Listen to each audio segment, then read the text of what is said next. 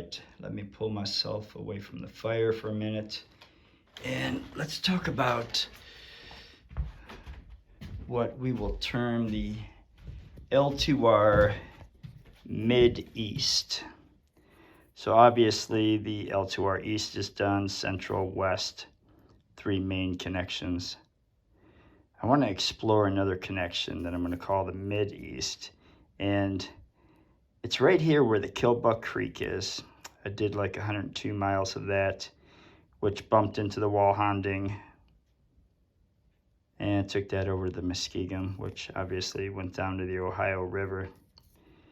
Right here between Killbuck Creek and the Black River, there's a few mile portage, and then I can take the very beginnings of the Black River all the way out to Lake Erie.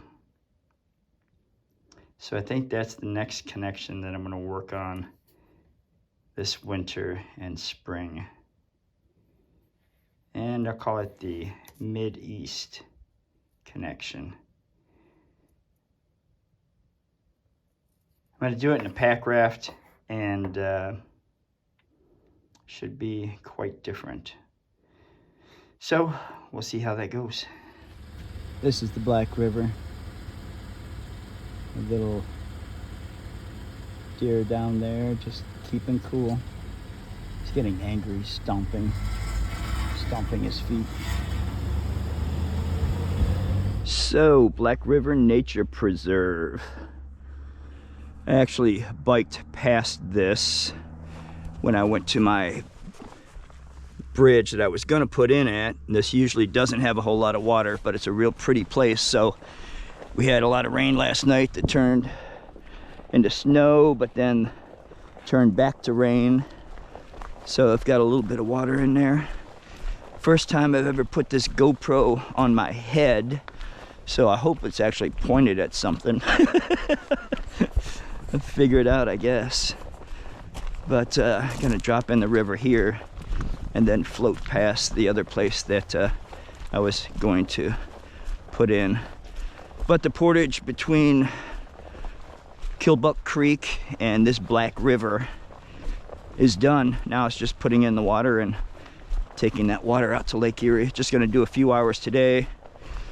I wanted to go for a hike. Angie wanted to ride her bike. So she's gonna ride her bike and I'm gonna put into the water. So not the usual under the bridge setup that I put in at, but I guess walking bridges will suffice too. It just happens to be where the water's at and there's a trail to it, so I'm hoping that it'll be an easy put in. Only carrying a 10-pound raft and a bag of extra clothes and such should make it a whole lot easier.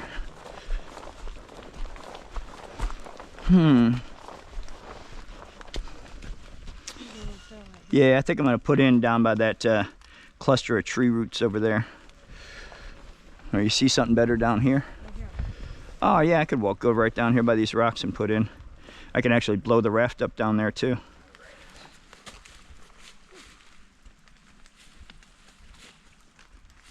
Get your shirt on. 35.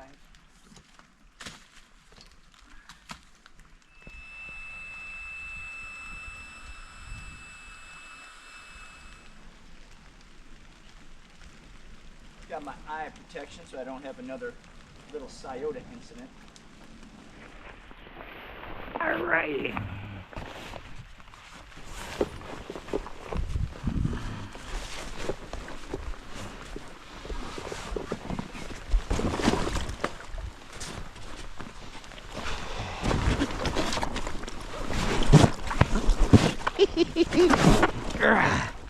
A little different getting in this thing. It's such a little go-kart. All right, babe, I love you.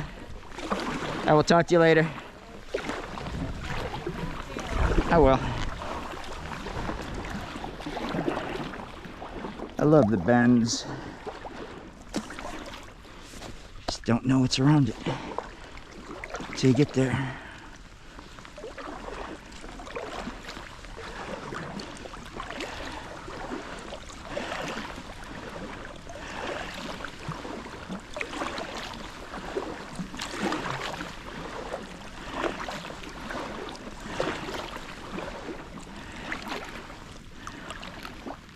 My kind of setting.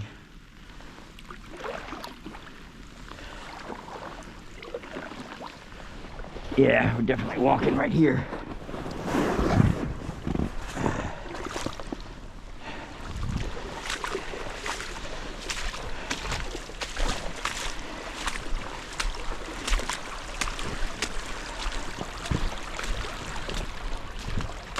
Whee!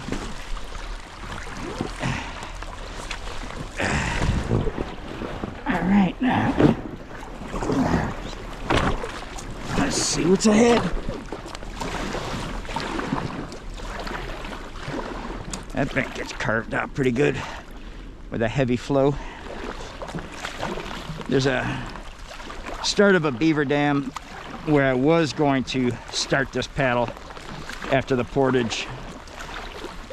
And there was a beaver there, but I think it has moved on because I haven't seen any more activity anytime recently.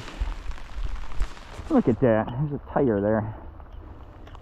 Gonna have to come back and pull that out of here. Haven't seen any wildlife yet. Making too much noise. So I wonder what this is all about. Looks like somebody purposely made this entire pile of rocks here. Maybe a way to get across the water? Huh. I don't know. Huh. It's gonna be interesting to see. I guess I could float underneath that little footbridge up there. Doesn't look like a whole lot of clearance. I'm glad there's no flow to the water. I'd be a little worried.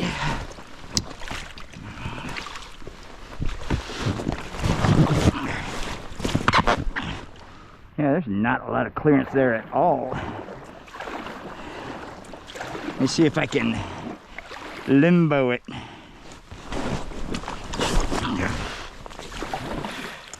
I don't think I can. Huh.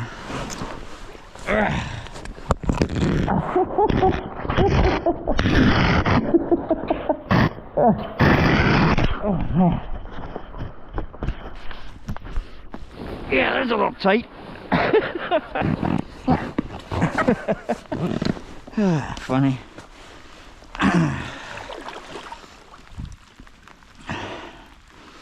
Running right along the railroad tracks now. It is so pretty through here. So, I put in on the Killbuck Creek in Burbank. Did 100 miles of it. 102 or something. Till I hit the Walhonding River, which I took over to the Muskegum River. And was thinking in terms of another connection. And now that I've portaged between Killbuck and this Black River, I could take this Black River out to Lake Erie. It should be an interesting paddle. A lot of this type of water, which some people might not like the thought of trying to get in and out of your kayak for any reason. But it's places like this right here. No one else is here. Just beautiful.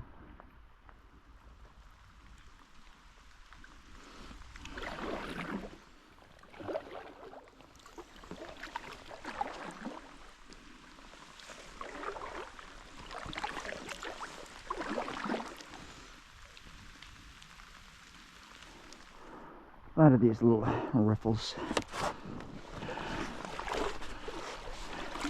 Then right back into 3 or 4 foot water.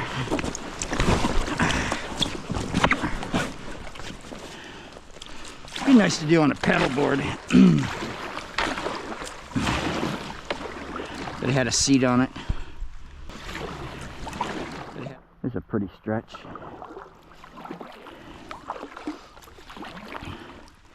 Elevation is always nice. There's a little observation deck back there. Must have been at that second park there. And there's a couple of them back to back. Whee! This thing will just spin around like a bumper car if I don't steer. It's so light. Huh. It's a deer trail there. We are at what I would classify as the first log jam.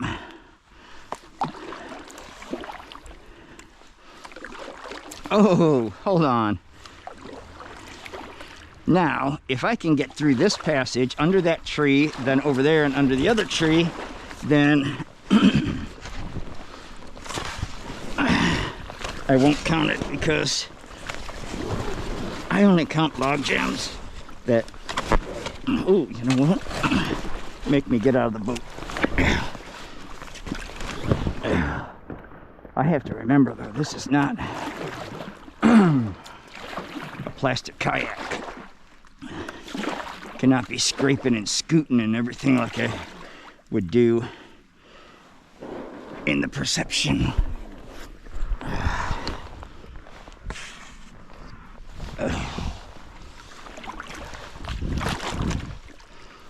Oh man, it's pretty. Yeah. Where there's a will, there's a way. Most of the time.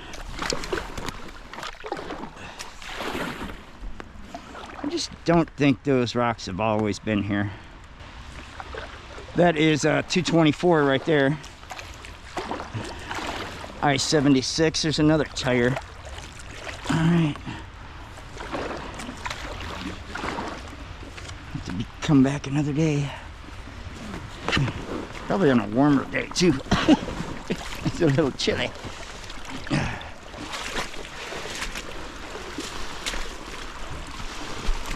Whoa! There's a deep hole right there.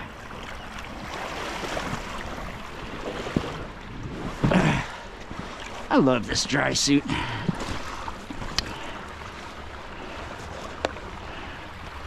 Huh, alright, well, I guess I'll just whee, float on over to that spot. I gotta get out again.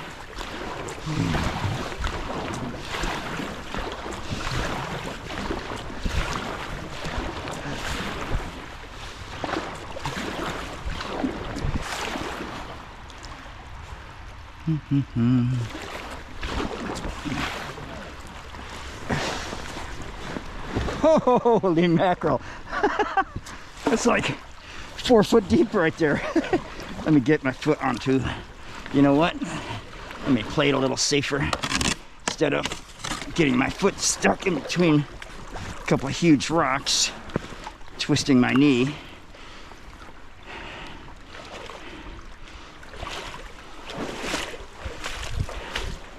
Just get out, carry it over.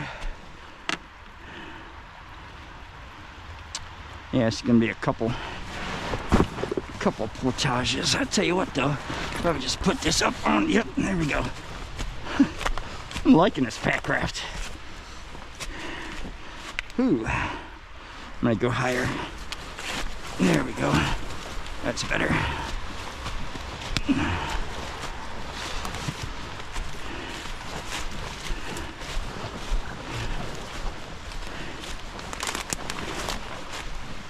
Washed out right there. Go a little further.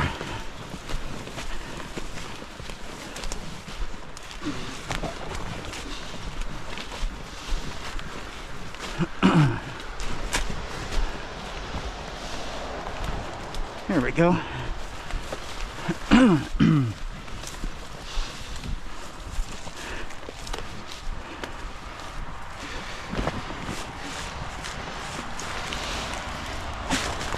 Whee!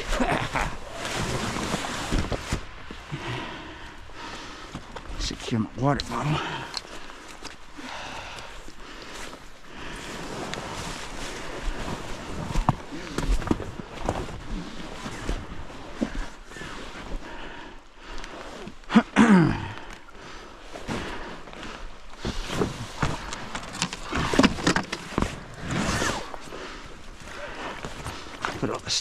find my seat again where it was.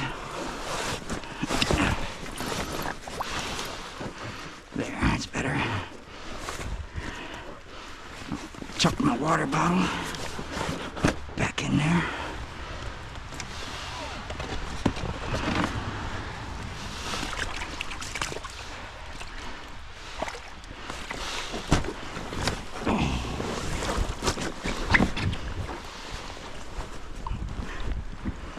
Put my seat up. Sounded like a fart. All right. Onward and upward. Let's see what Rowdy says. Distance-wise. 10:10. Thinking must be at about an hour. 40 minutes. 1 mile. 0.95 miles. That's funny.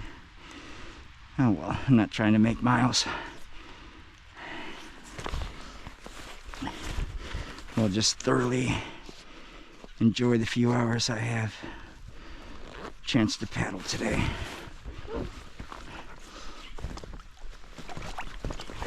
I've got the entire winter and spring to make this connection. A big old log came across right there and just came up out of the water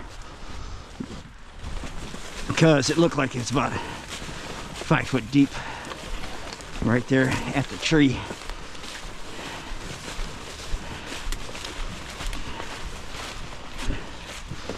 Huh, little tricky. I got another huh, you know what, I'm just gonna walk that little bit. It's not worth going all the way down to the water again.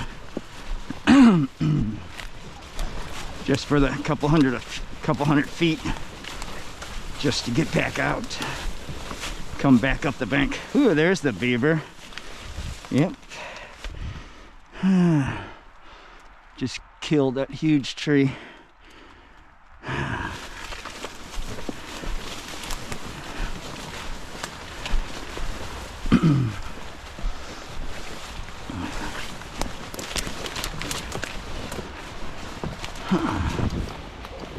Pick a path. Huh.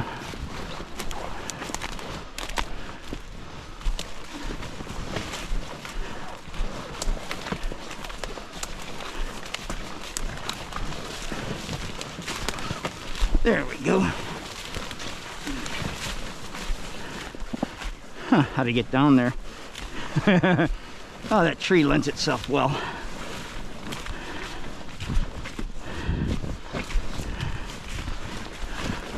Almost like a little landing right there. Should have my eye protection on when I'm portaging.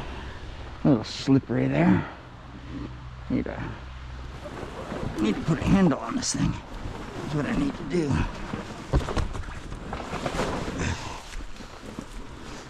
Whee! Almost went for a ride there. That does not sound good. Beaver chewing. There's a sharp little stick right there. I heard it scraping against my boat. Alright, now please do not float away. Let me get back down here to you.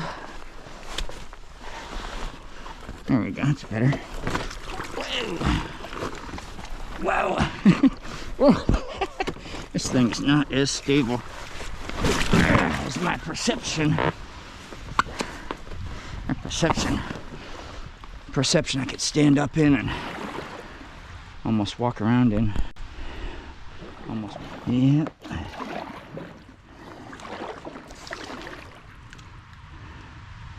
This is where that beaver put that dam to get together up ahead a little bit. You can see all of his chewings. Nothing looks fresh though, so I think it moved on.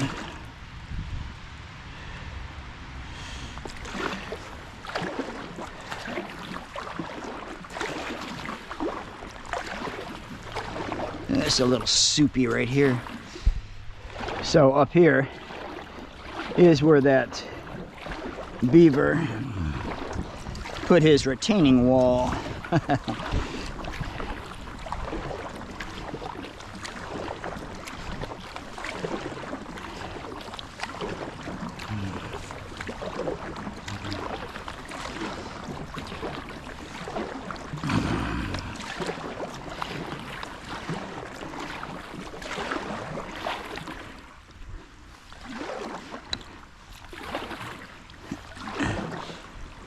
So clever.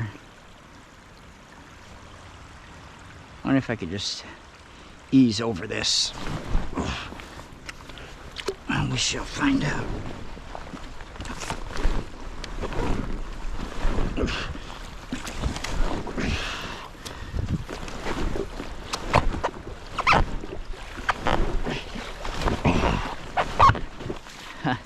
Not happening, I guess. All right. Oh, probably better anyways, man. Look at that pointy stick right there. Well, it went right in the bottom of my, right through the bottom of my boat, probably. I'm not really cautious enough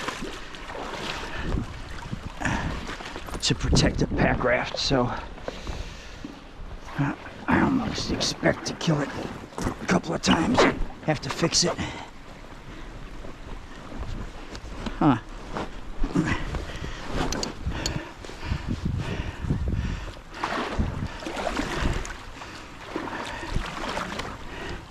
Something's using that trail.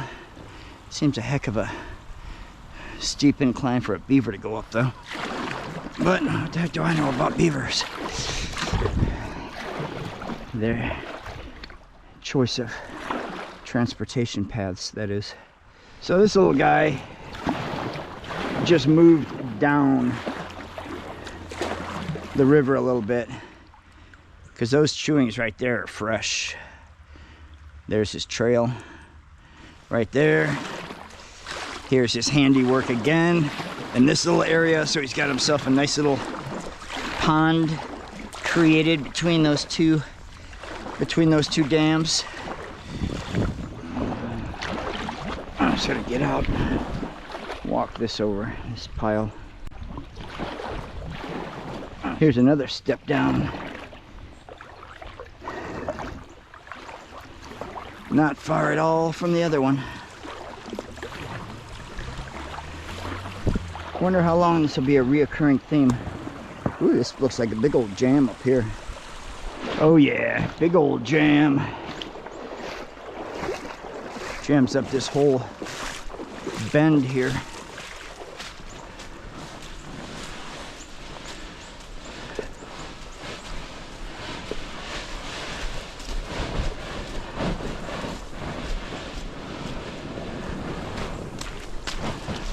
All right, well,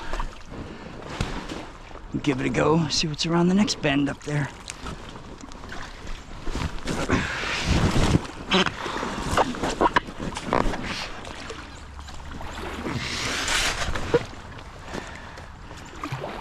Another big old log jam.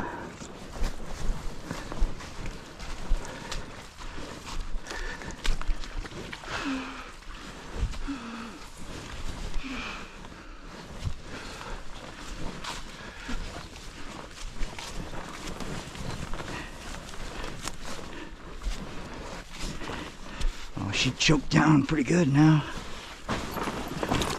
I gotta look and see. I wonder if that's the other branch of the Black River that comes in right there. Big entanglement right here. Looks like the coyotes found a fawn. Small skeleton. Probably waiting here. Coyotes found it. Okay, I gotta weasel my way through all this entanglement right here. looks like up to that other bend there. So I'm going to have to evac. I'm gonna have to take where that blue dot where I'm at. I'm gonna have to head east up to that road and make a call. Coming through all this entanglement over here, I tore my wetsuit, my dry suit. Big hole in there, filled with water right now. It's about 35 degrees. It's not a good situation. So that is the end of the journey, other than the evac. My leg is filled with water, and obviously when I sat down it all ran back to my waist. So I'm basically inside a 40-degree water balloon at the moment. So I'm going to get up here, get to the road, see if Angie's around. If she's not around, then looks like I'd just be huffing it.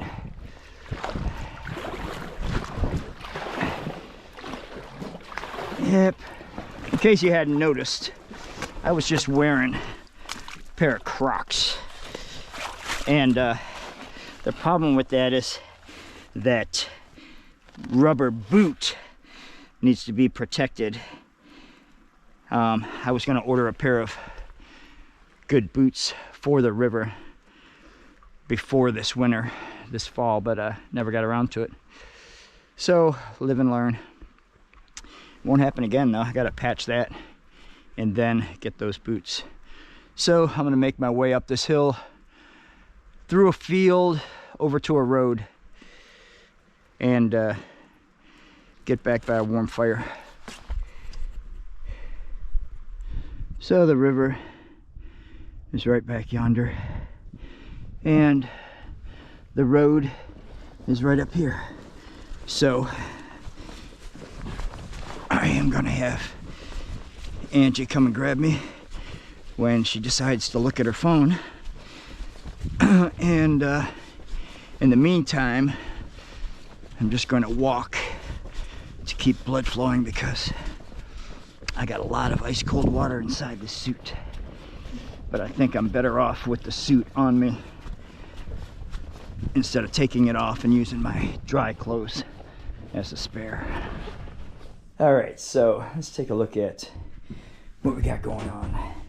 Here was the patch that I had to put on here where that tear came in that filled the suit up. I patched the inside and the outside, so that should be good to go. And then here are the boots that I was referring to that I was going to buy months ago, never got around to. They're actually NRS, and they've got a good hard sole on them, lots of traction, neoprene, but they go obviously up over the top of that rubber that makes the bottom feet of this dry suit. So I won't have to worry about tearing those again. So that's going to be very cool. And then also, I finally broke down and got a couple pair of paddle mitts, which you can put your hand inside of here and still grip the paddle. It has gaskets where the paddle will pass through. Obviously, it would need to be a two-part paddle for these to work, but slide them over each half of the paddle, and then you could put your hands inside there, keep them dry, keep them warm, and still wrap them around the paddle. The gloves that I picked up were Black Diamond, and it was on a Black Friday, but what I really like about them is that the gloves that are inside you can use to touch your phone or whatever else.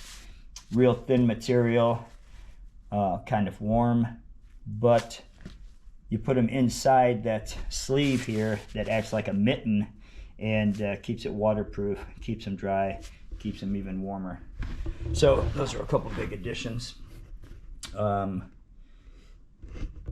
this little gecko box, I really like the size because I can put my phone inside its waterproof case, still fit it inside there. But Angie got me the coolest charging blocks, because I have a problem with, if I'm charging something, I have the cord plugged in there and then it kinks real bad at the top. I've got a bunch of cord.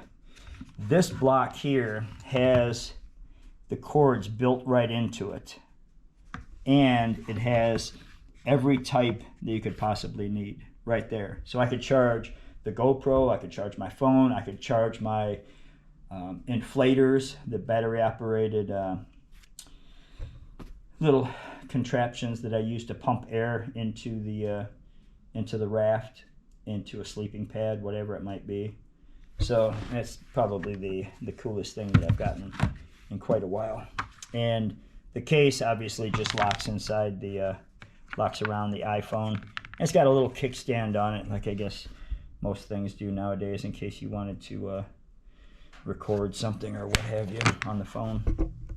So just getting everything set, hoping that I got rain coming in Tuesday, and the temperature is supposed to climb up into the 40s, so that means the rivers will be moving again. They're frozen over.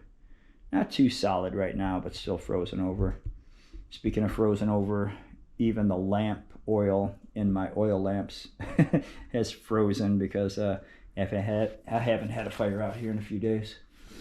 So I am actually hiking in to put back in the water where I had to take out last time. Angie was going to drop me off, but a friend of hers needed to be at a doctor's appointment first thing this morning, so maybe a 45-minute hike, and I'll get back to the spot where I had to take out last time. It's supposed to be in the 40s, so should be a decent day to be on the water. So you can see down there, this is where I paddled last time.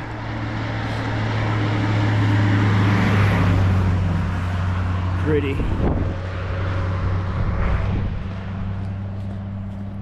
Right here's that little bridge I went under. If I go up and take a left, maybe a quarter mile down or so, half mile, that's where I had to take out. Instead of walking up that road, putting into the water, but right here is definitely a no-go. It's still frozen. It's right before that beaver stoppage there. So you know what, I think I'm gonna walk this field, just put in right over on the other side of that. I've had enough of walking on the road with this pack. It is heavy. I mean, the raft is 11 pounds, dry suit, water and gear adds up quick.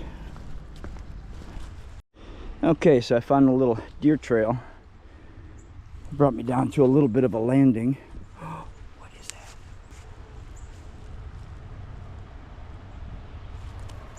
That was either the muskrat or the beaver. So I'll get this unpacked. Look at this tree though. It's got the coolest design to it. I'm definitely going to come back and harvest it. It's just got such cool lines to it. I'm going to put the pack inside the raft, and also my extra clothes and everything. Zip that back up, and then keep that small backpack with me. It's got my water and toiletries and everything in it. Still paddling the section that I had already done, but getting very close to the point where I tore the dry suit and had to get out. It's up around a few bends from here.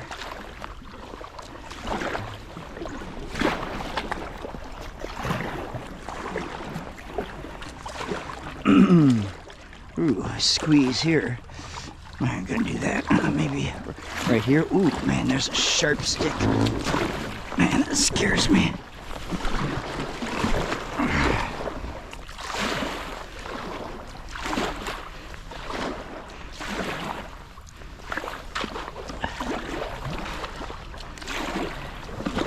little bit more water than last time I was here. That's kind of nice.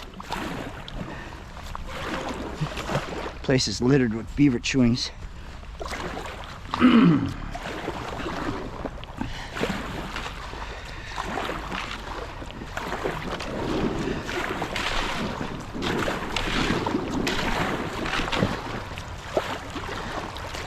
Which way? This way, I guess. Ooh, there's a little log right there. Nah, just a pile of grass.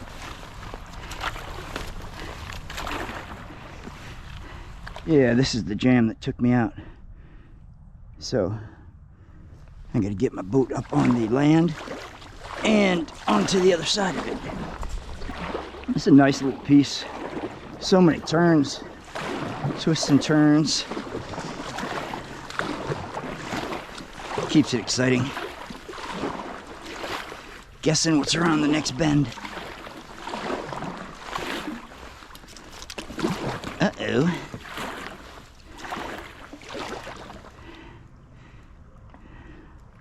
Nowhere to squeeze through. Guess I'll just have to go down to that end.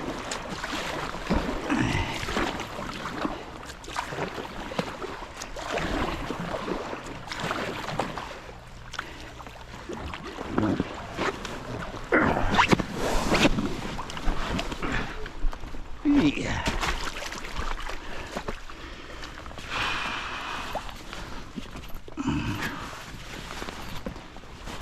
Come on.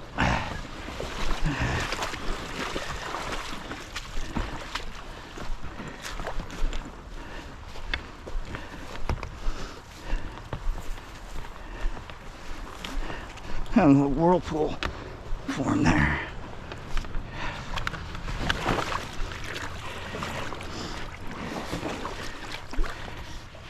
So glad I want this self-bail on the floor. Water just goes right back out of the boat. Pretty setting, man. My kind of setting, just nothing really here.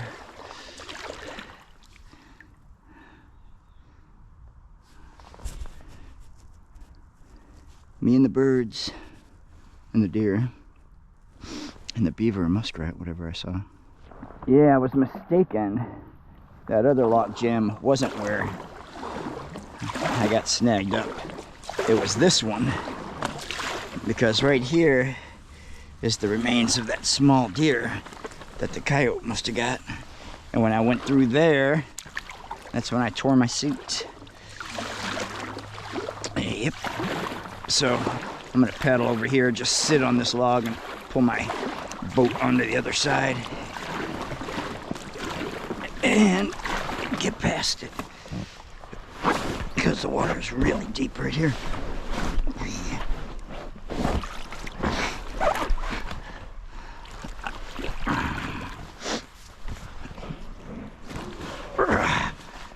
Hello, come on, a little cooperation is all I need. There we go. Now I have to flip around. Flip around. Flip around. Maybe that's jump around. Decisions. Just go forward here.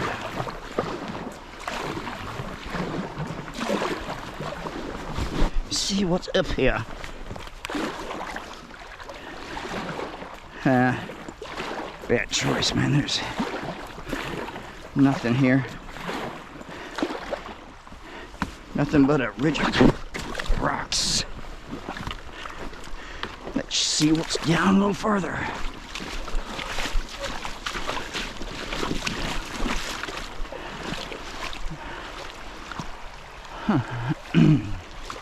All right. Just walk past this. Whee! Wow, right back into 3-foot water again.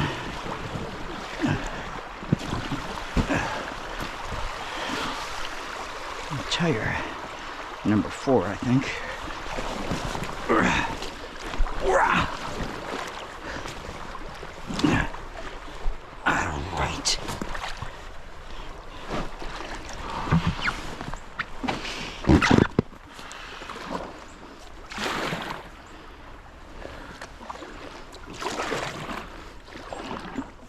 onward.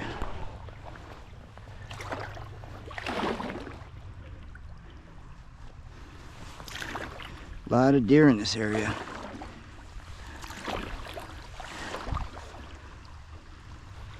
Jumped quite a few of them already.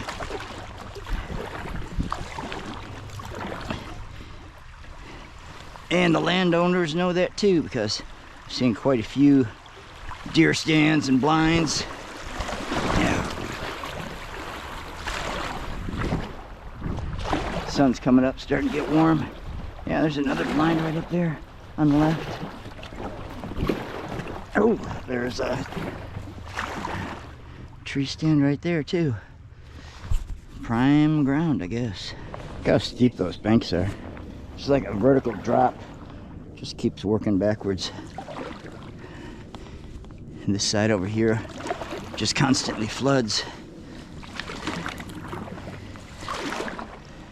Oh, there's deer up on the left. Oh, it's a buck. He had to be about 6 points at least. That's what I like about these small creeks. If you just float and don't make a sound, you can come up on some real amazing wildlife.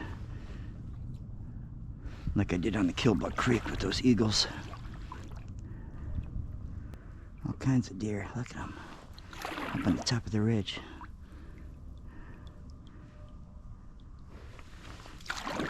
Four or five that time.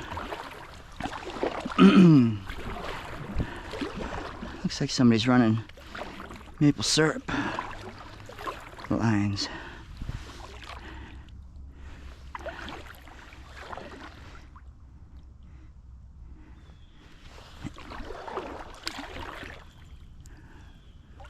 Perhaps, I don't know. Look at all those nests. What could they be? I mean, couldn't be heron, could they? Here? To that extent? I don't know. A couple miles in, maybe an hour of paddling. Very secluded settings. Been really enjoyable. Wish I had time to clean everything up. My kingfisher right there on that branch straight ahead of me.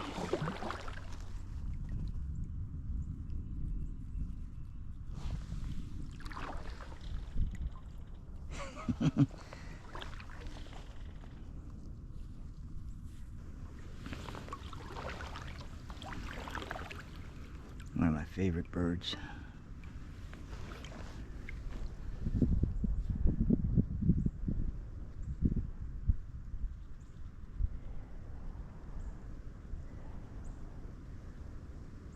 So this is pretty cool. It looks like a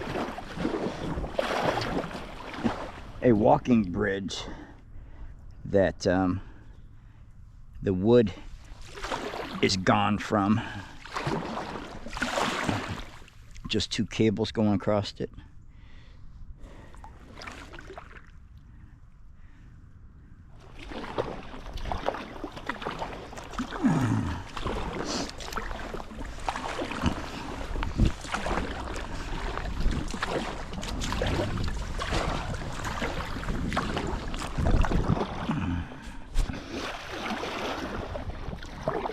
Looks like that's still frozen right there. Yeah, it is.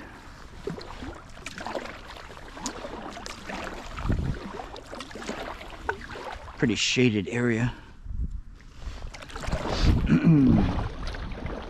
It is beautiful down through here. I mean, just so tucked away. Can't really see anything. Oh, there's the eagle. Oh my gosh.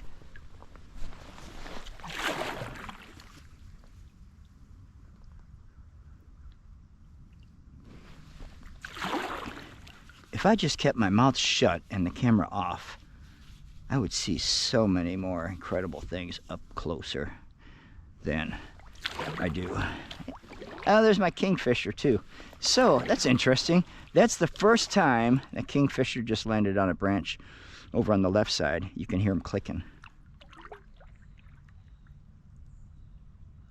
Now he won't do it.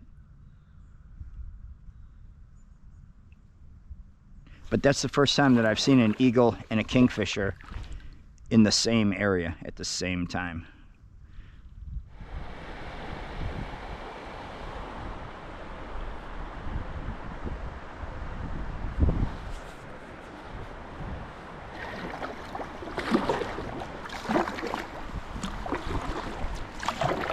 Sun feels good.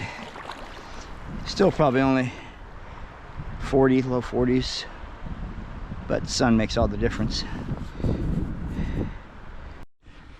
Sketchy little crossing here. I think I can get the boat through there. Come on. Little cooperation here. Tricky footing. So much stuff under there.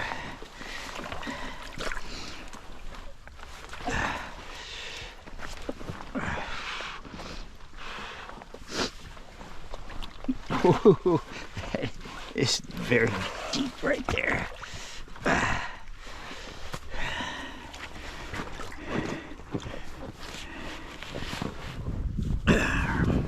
That's why it's so risky going solo.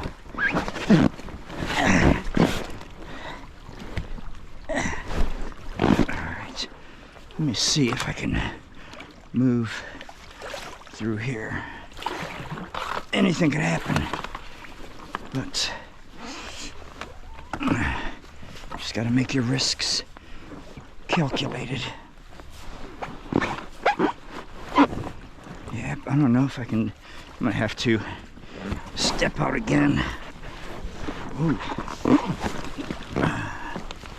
Maybe not. Let me swivel and push. Yeah, got it. Whew. That's a tough one. Always so much prettier when there's elevation change. When the river is just tucked down in between some hills.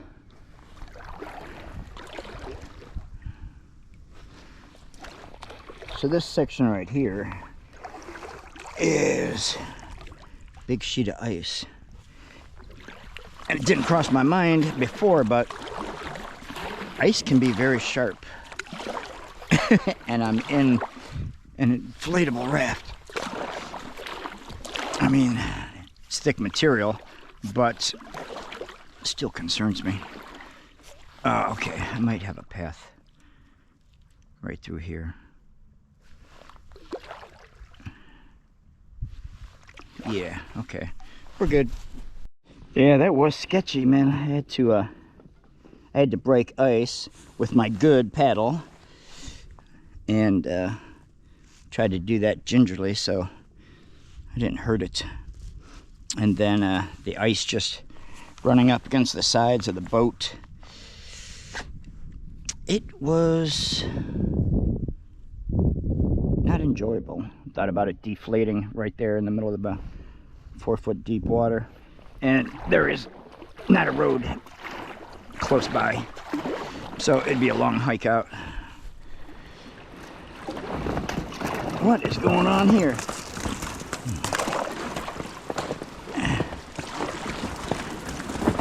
Sounds like a dam. Oh boy, there's some heavy ice.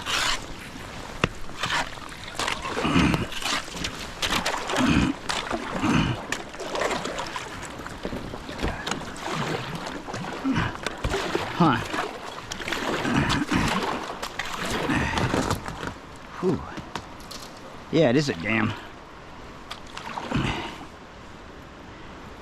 So, I need to get up to the bank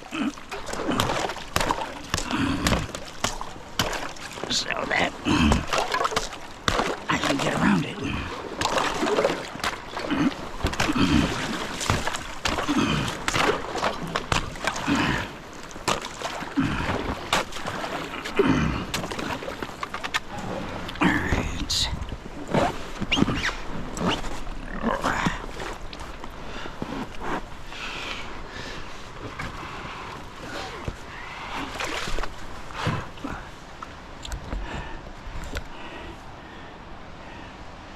Let's... Okay. I thought it was just grapevines or some kind of vine. Looked like barbed wire almost. I thought maybe remnants of an old fence or something. Keep cattle out of the water. Set this up here, and then we will take a walk and see what's up with this dam. Come on. Yeah, it's slick. All the weight is in the back of the boat where the backpack is, and also all my extra clothing and such. Very tail heavy.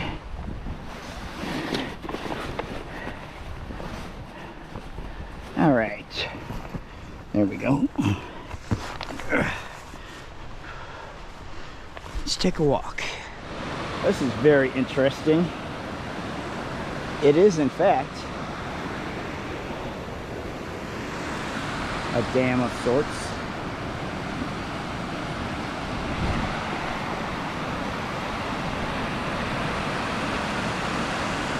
Very interesting. Maybe it was. Huh. I'm at a loss. Don't know. Almost looks homemade.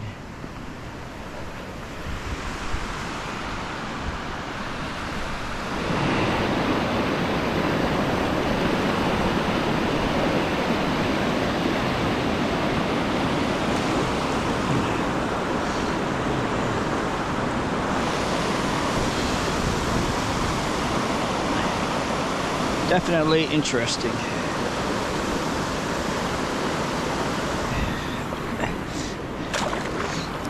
Rivers are like a box of chocolates, I guess. You never know what you're gonna get. So would you look at that?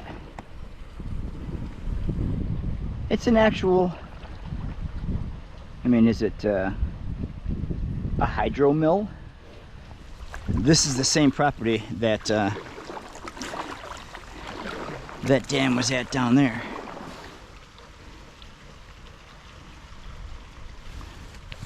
I wonder what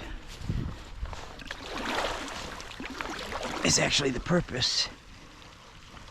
And the water must be flowing underneath there, turning that wheel.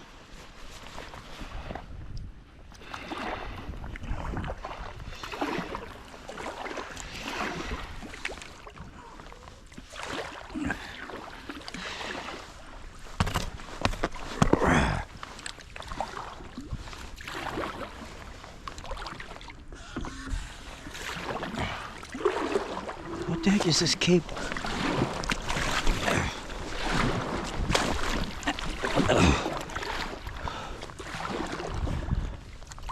What the heck is there a cable across the water?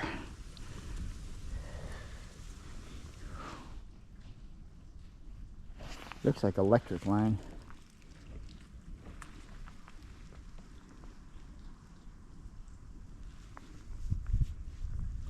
Weird. I don't know if it is or not. This section has been really loggy. A lot of stuff to go up, over, around. It actually splits around this piece of land here.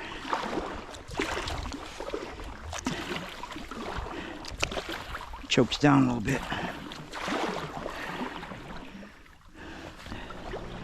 Of course, there has to be a little airplane going over right now. it was very, very peaceful.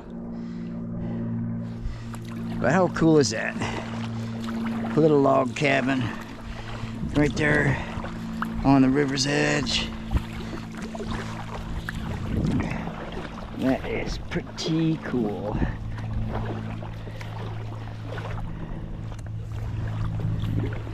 My kind of place. So things opened up again a little bit. Not so loggy. Able to float good stretches without having to jump over anything. So that's nice. Relatively no flow. I mean, very little. Sometimes when it chokes down, catch a rapid here and there, but otherwise all progress is basically dependent on my exertion. I could probably float like half a mile an hour or something and starve to death before I got to the next bridge for a takeout. All right, so Rowdy says 7.5 miles, 4.5 hours. I think I am going to take out at the next bridge, which will be River Corners Road, because in between bridges of Rivers Corner and Smith Road is several hours. I don't have time to do that before it gets dark. So I'm gonna have to take out at River Corners and then put back in there to continue on. So it has widened out a little bit,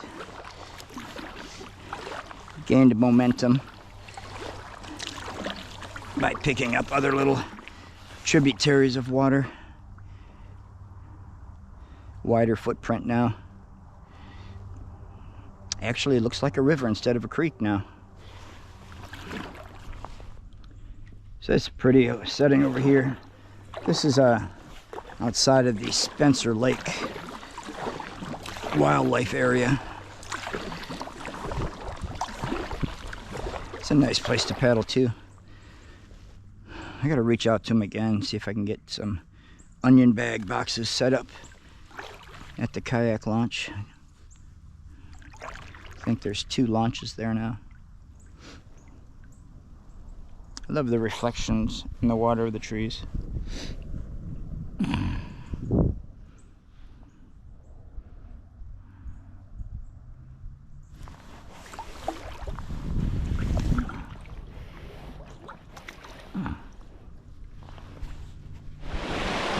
So this intersection right over there, that's Coon Creek that comes in and joins with this Black River, the East Fork.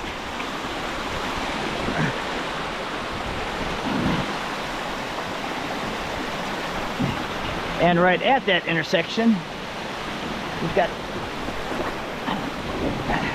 quite a stoppage.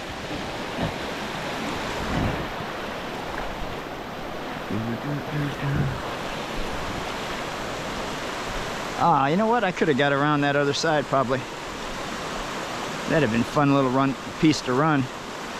Except the way things work for me, there'd be a stick buried 2 inches underneath there, go right through the bottom of my boat.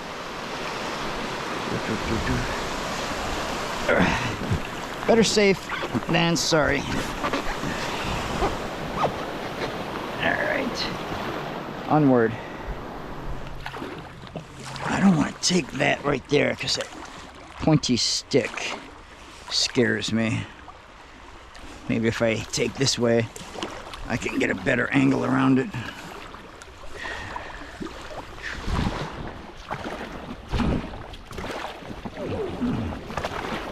Yeah, miss it completely even.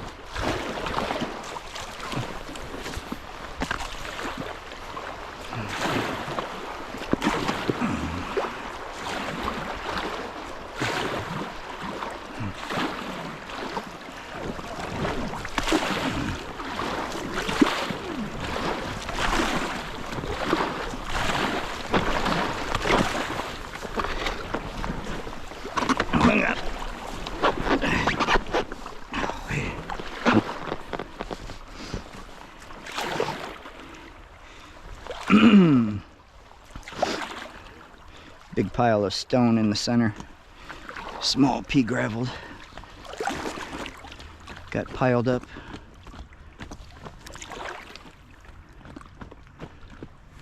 So one bad thing about,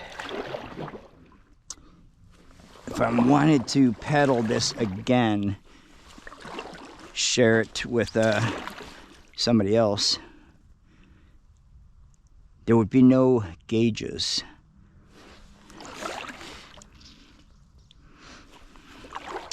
You know, by that beaver dam where I put in, I mean, that's always going to have about the same amount of water. So I'm going to have to, at that bridge, when I take out, just take a picture and make a note of where the water line is. Then that way, if I want to do this stretch again, I can simply go to that bridge that I'm going to take out at, see where that water level is at. See if it's above that picture mark that I took or below it. Yeah, so I guess that'll work. Yeah, because this is a beautiful stretch. I mean, some of it is a little loggy, but yeah, par for course. All right, so I got the Kokapelli all ready to go to drop in the water. All I got to do is put on my dry suit and such, and I'm not gonna pack it in. I'm gonna have Angie drop me off. I got to put all this into my vest, but that's tomorrow's menu. Some Atkin bars, Hammer Bar Nutrition's Epic Beef Jalapeno, so good, and some electrolytes. Those will go in the vest. What I'm going to do this time, instead of putting all the gear inside of here, it made it really difficult to portage over everything yesterday. So I just put my dry bag right behind the seat with the water. I can just pull that out, throw the boat over the logs, whatever I need to do. Should make things a whole lot easier. So it's supposed to be 40-some degrees tomorrow. Should be a good time. So this is where I took out last time, Spencer Lake Wildlife Area. Quite a steep hill, so I'm glad I'm not going up it again. They're much easier to go down. About because I've walked that before.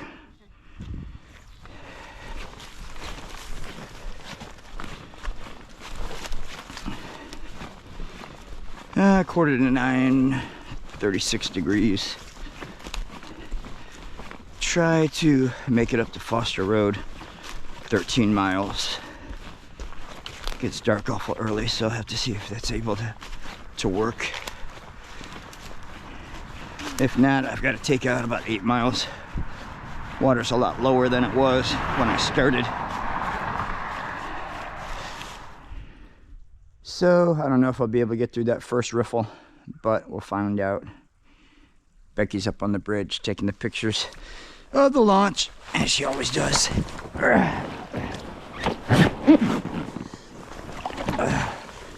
Let us see if we can't get something going.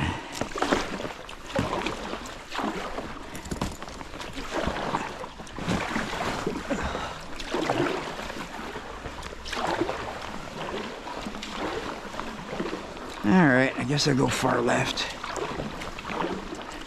I don't think any of it's gonna be able to paddle through. Nope, it's a high spot.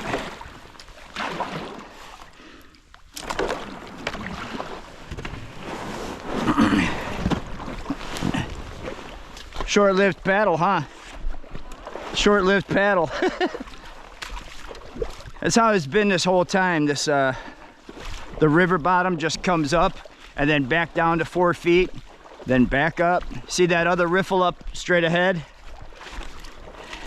Still got ice down here too.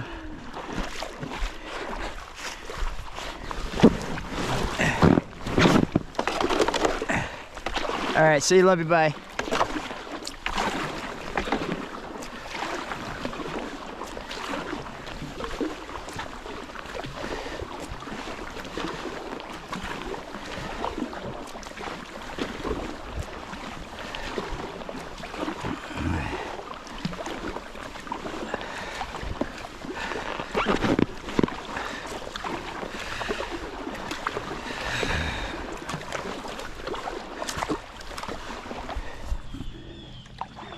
It's really pretty when it's nestled up against a hill like this, kind of tucked down, out of sight. Lower water than I had last time, so that's a drag. Sometimes literally. This boat though, I gotta just get up and pull it over the shallows instead of just pushing through it and scraping the bottom of the boat. If I would have done that with the first perception, I never would have killed it. But you live and learn. Ooh. Trees hanging on for life. Another deer skeleton. Another tire. Seen quite a few of both of those. I don't know if you have a what do they call that when the deer are eating your crop? A nuisance. There's another rib cage from a deer. I don't know if you have a nuisance permit for your property. And another tire. If you have to check in the animal after you kill it or not, because there have been many deer hides and skeletons in just these 12 or 14 miles that I've done of this. It comes into very secluded areas, backed up against people's fields and such. So either a nuisance permit or just a whole lot of poaching going on. Do not know.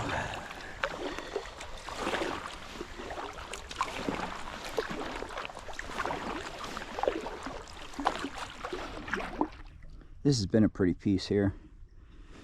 Kind of like just weaving in between trees and debris. Little elevation on each side. Some wildlife. Still got a lot of ice. Certain parts. Makes me wonder if I'm not going to come into a place where it's frozen all the way across. But the temperatures are rising. So, and I believe Saturday is supposed to rain pretty heavy. So that'd be nice to jump in this after the rain.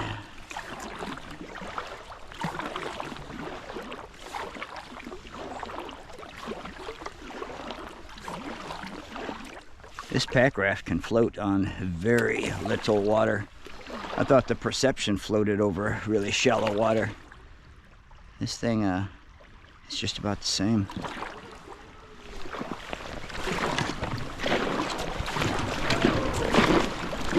Come on, let's go, come on. Up and over, there we go. That's a pretty little natural made waterfall.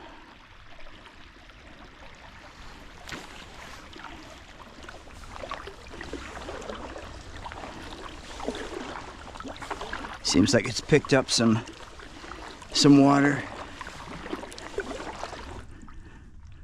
Lower river bottom. Holding it.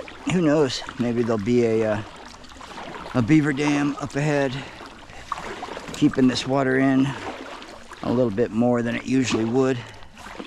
But I mean, you could see over to the right. I'm talking 6-8 inches of water. Over here, still, I only have, I don't know, 12 to 16, 12 to 18 maybe.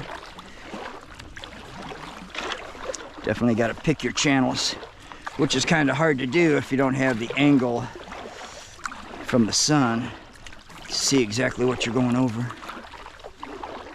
But we'll figure it out. Just saw my kingfisher flutter from one tree to another. He's up there on my left. Just waiting for him to sing a song.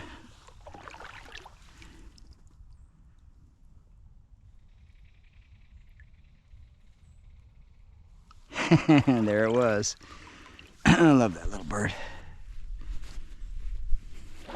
Maybe I could sneak around this way. Nope. No go. Oh, wait. There might be a little small channel through here.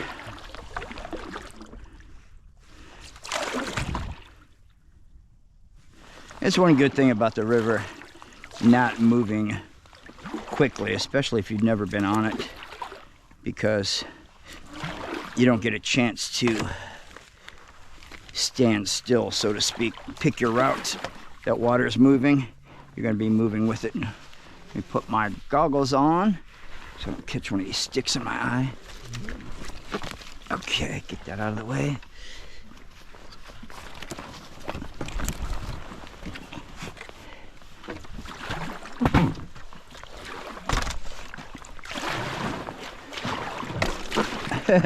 All of that probably to have to get out and walk right here anyways because it's so shallow.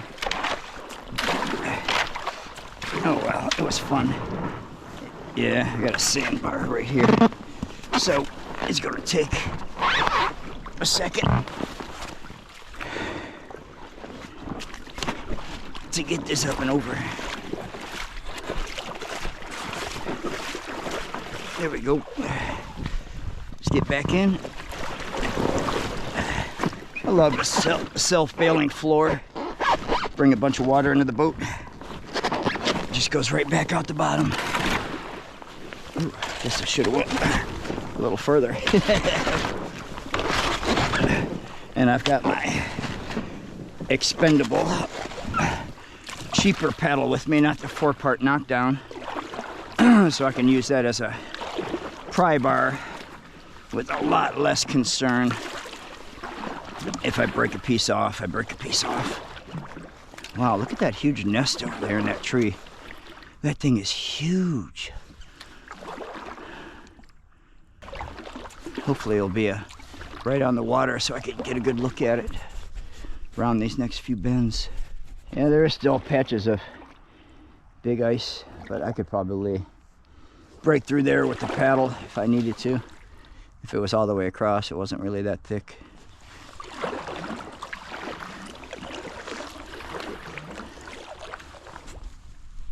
Gaining more water little by little with all these little pieces of drainage that come into here from all the hilly areas. And continually the river just piles up stone little mounds to for whatever reason, who knows, maybe there's a log down there that started this whole thing, but just goes from 4 to 5 foot deep back up to 8 inches. You know, less than half a football field sometimes. See if I can limbo under this. Looks like plenty enough room. Might even been a little higher than that bridge I went under.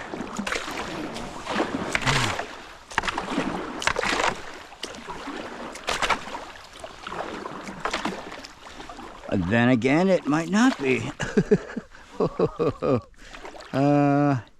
Yeah, this is gonna be interesting. Let's see what happens. Let me get over here more.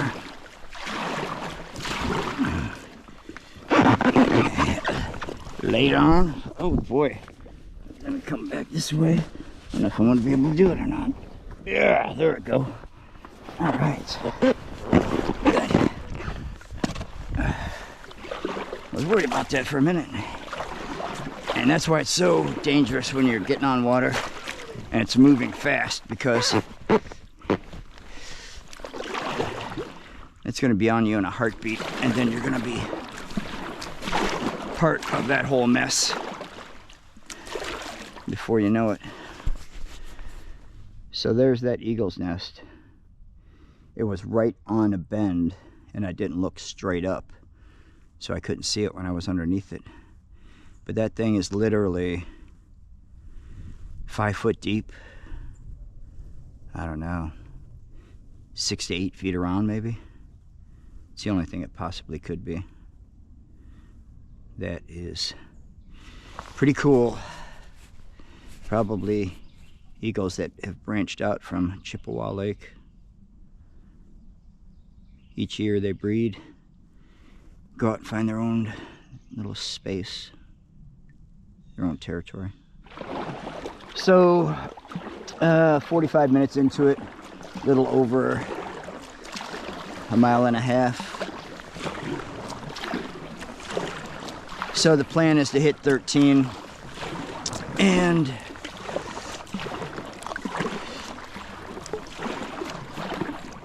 it's going to be an all-day project.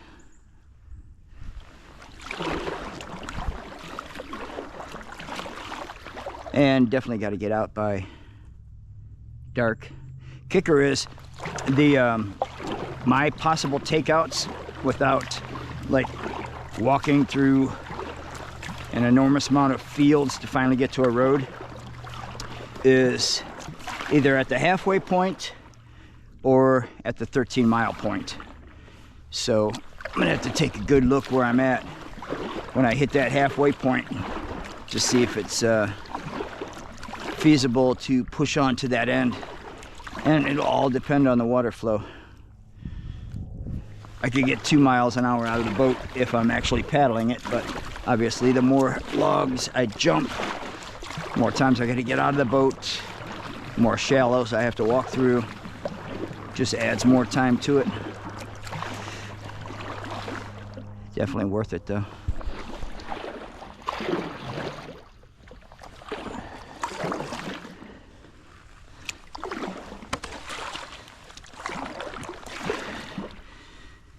Yeah, rivers that you're even familiar with, you've been down maybe hundreds of times. All it takes is for a wind or a tree to finally let loose. High floods wash out the bank where it falls in. All of a sudden it's a different river, different obstacles.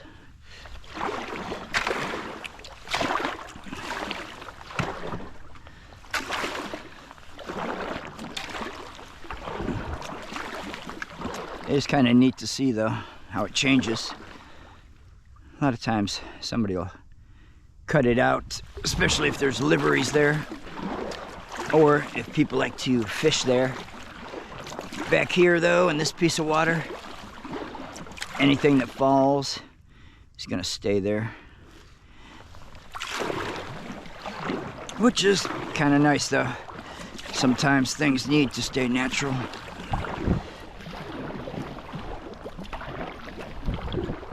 I'll take the minor inconvenience sometimes over a manicured waterway when I'm getting out for this kind of paddle. And sometimes it's just nice to jump in a boat on a nice manicured piece of water with a put in at one spot and a take out at the other, and enjoy the day. Just came across a bunch of beaver shavings and jumped what looked like is the beginning of his dam. Saw his little beaver slide up on the side of the river.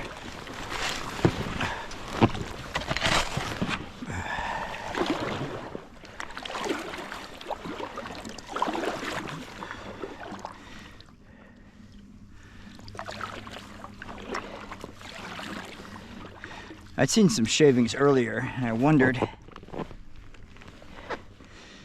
if I would come across a dam or the start of a dam, another one. And it was a work in progress.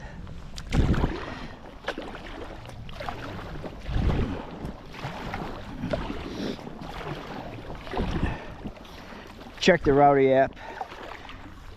Not making that 2 mile per hour pace. Too many stops and starts.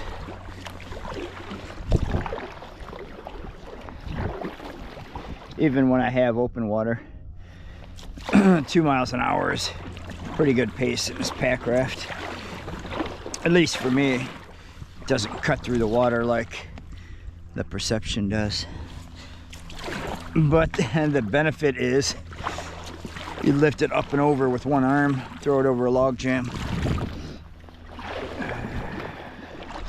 bit of an entanglement here. Can't really see what's on the other side. I see this little narrow passage right here. Might be able to make that.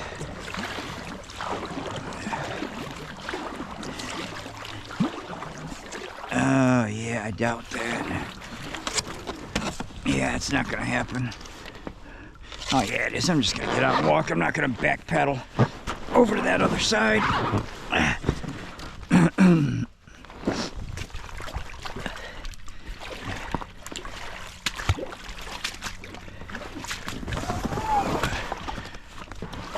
Go ahead, little doggy.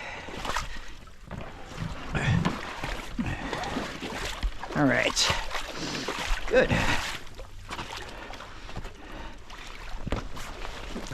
Back in the water.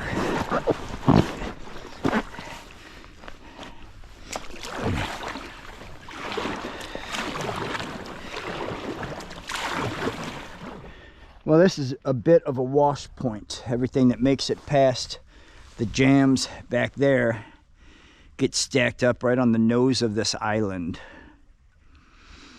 So when it's high enough, the water flows around to the right also. But when it's not high enough, it just keeps going to the left. So that's what I'm gonna do. Make my way out on the other side of that first blockage, drop in there, and keep going. A lot of beaver activity down here too. Which it makes sense. It's deeper water through here. That way you can pull some of those branches down to the bottom of the river, stick them in the mud so that when it freezes over, you still got some food.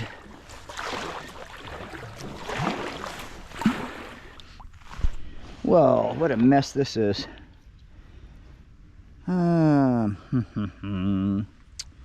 I could go right over to that log, walk my way over across those others straight ahead of me, and could go over there. That looks a little bit more sketchy though. Let me try my balancing act over here. The ice over there. Alright, so how deep is this water? Oh my gosh, way too deep. Alright, so this is what I gotta do. I got two.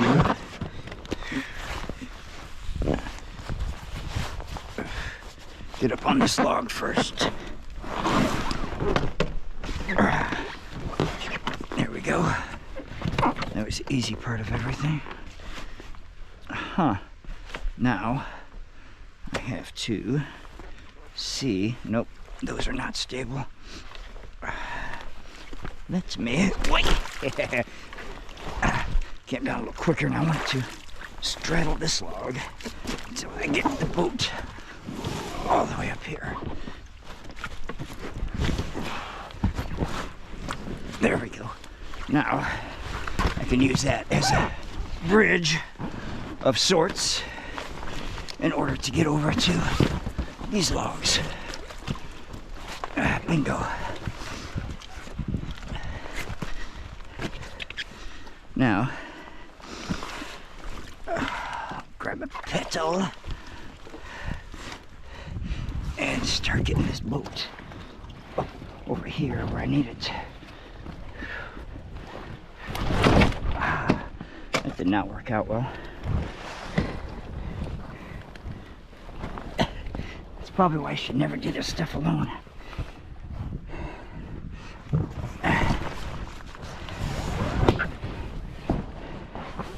There we go.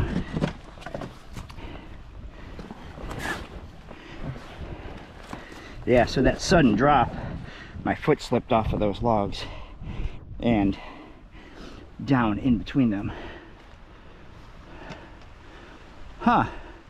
Beaver starting to dam right there. So all I gotta do is get over there and jump back into the water again. All right, let me straddle this part of the tree.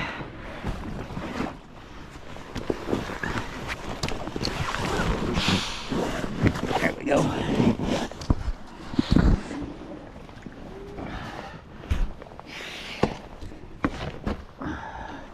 Bingo.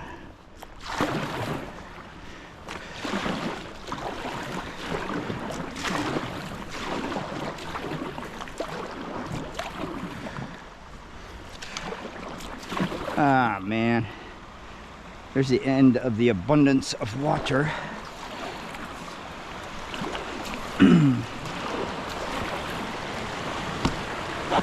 Looks like it's pretty shallow again down through here. Maybe until the next beaver does his dam.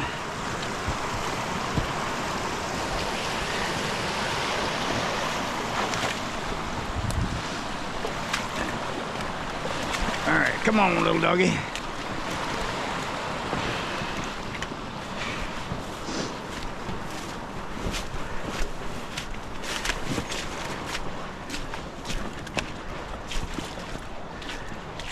Another tire.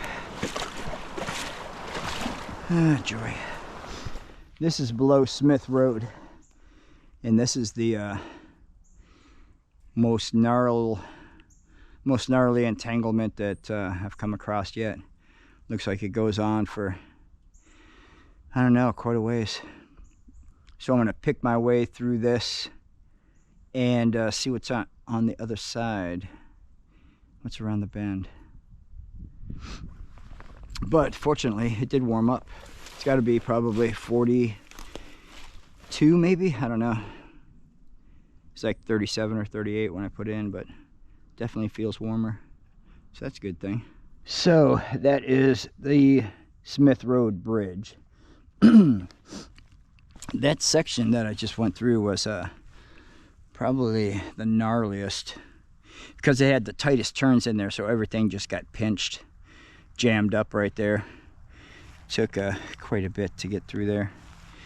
Rowdy says almost 5 miles, 3 hours 15 minutes. So if I wanted to do 2 miles an hour, yeah, what are you gonna do? At the halfway point, I'm gonna have to take a serious look at whether I push on or not. Daylight being the issue. But we'll cross that bridge when we get there, or we'll go under that bridge when we get there. How about that? This piece of water that comes in and joins the river here, it's all frozen at the end. I don't know what it is though, as far as what piece of water. I could pull up. I wonder if Google Maps would tell me. Nope. The no-name piece of water.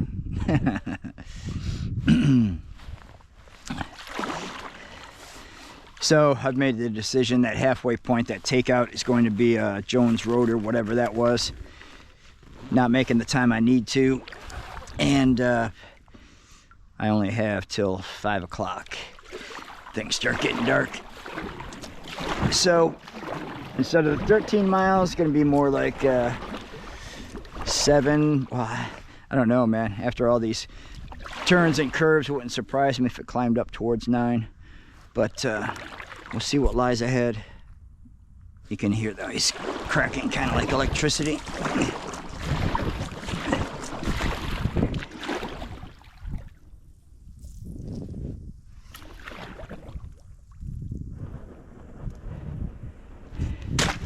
I don't like the sound of it rubbing up against my boat. I do like. Well, that was another nasty log jam. Quite a big one. Had to go up and around. But tell you what, the portages are a lot easier with my dry bag actually not inside the boat. I can just grab the dry bag, pick that up. Boat weighs like 12 pounds or something like that. 11 or 12 pounds. Just carry that. Makes it so much easier than trying to carry the boat with all the weight actually inside the boat back there. So we shall see what this stretch brings. It's a small, narrow stretch till it hooks up with the other side again. Nice little waterfall comes in from the other side of that island. Pretty. Sounds peaceful.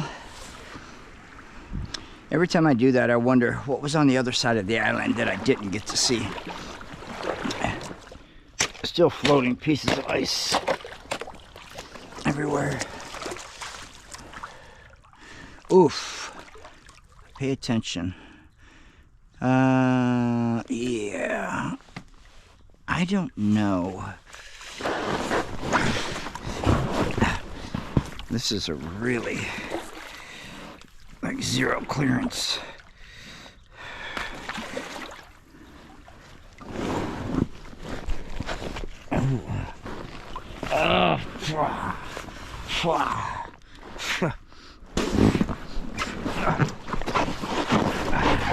Just got a face full of dirt and bark.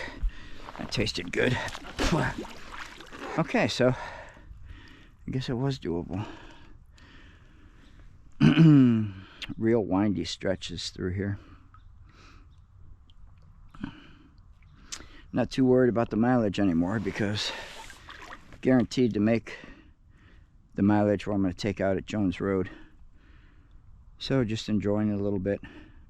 There was several hundred shells on a gravel bar back there that was pretty odd. I'd seen a shell here and there, but on that sandbar there had to be literally several hundred shells of all different sizes.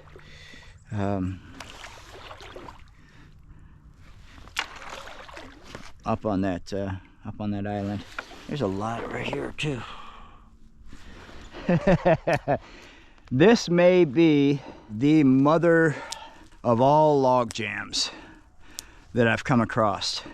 I think the only one that could rival it was the one on the Sandusky River around Taimaki or Tomochi or Potato. I never did check the pronunciation. But I'm definitely not going across it all. I'm going to carry my bag with all my gear in it first over there, and then I'll come back over this side and get the boat, bring the boat over there, because I remember seeing this on Google Earth and knew that it was going to be here, and it did not disappoint. I mean, when you see a huge log jam on Google Earth, you know it's a pretty big pile. I guess that might be a part of the reason why it's not a navigable waterway. Okay, so after a little recon, that way over to the right did not look even remotely interesting. Interesting wouldn't be the right word. Did not even look remotely feasible. So I think there's going to be less effort just going back across the water over to that side, run that ridge, and then drop in on the other side of the jam over there. So that's what I'm going to do right now. That was a good time. Getting back in here and trying to get up this mudslide right here. But this way does look a little bit more promising. So I will make my way over, run this ridge or this trough, one or the other, and hopefully there'll be open water again.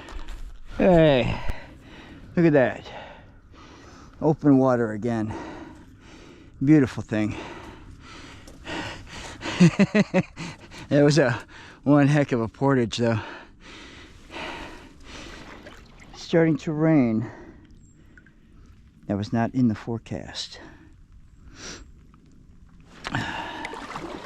Might have to stop and break out the rain jacket with the hood if it picks up. Wow, it's a massive tree. Just hanging on. Man, that's incredible. Incredible how they're able to just tie themselves back to the soil on the bank for such a long time before they finally succumb.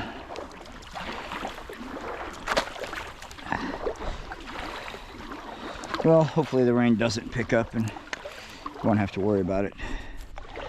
Really nice paddling again since it opened up. Gained some depth. Still lots of twists and turns. Not far from Jones Road. That's where I'm going to take out. The extra push from Jones Road to the next takeout is too much to try to take out for today. Put in for today, I should say. I'm thinking about taking out.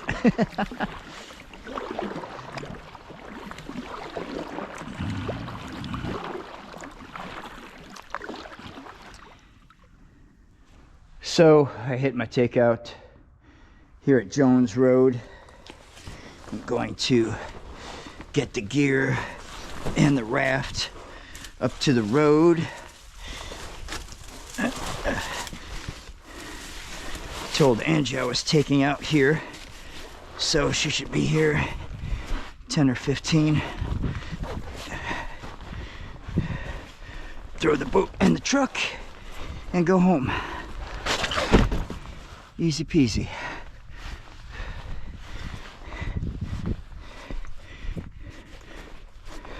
Of course, definitely not an established canoe or kayak route.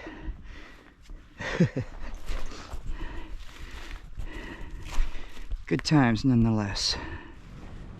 And this is the start of 2025. Back on the Black River. Probably, I don't know, 2 foot higher than the last time I was on the river. Snow on and off, about 34 degrees, I think. And the good thing about it is there's a lot of water, but it's not moving extremely fast. Not fast at all, really. And it gives me plenty of time to react to anything that I need to get to bank, to take out, approaching log jams or anything. I wonder if there was a beaver that did that. It's missing all the bark at the bottom, but didn't see any kind of shavings or anything.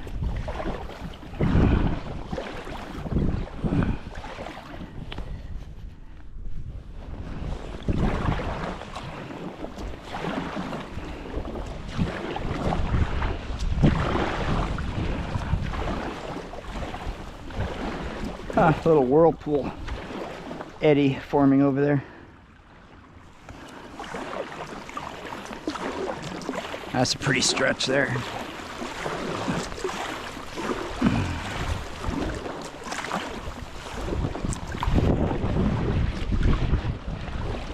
She is a little swollen today.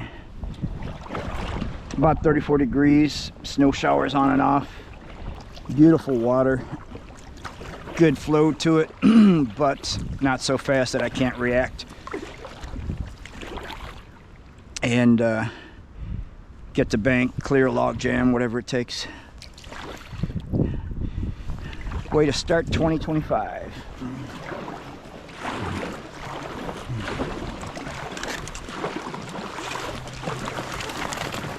Prickers. Whew. Do not like the sound of that. It's not my kayak. This is filled with air, and I need all the air to stay inside of it. So worried about just taking a stick to the side or something.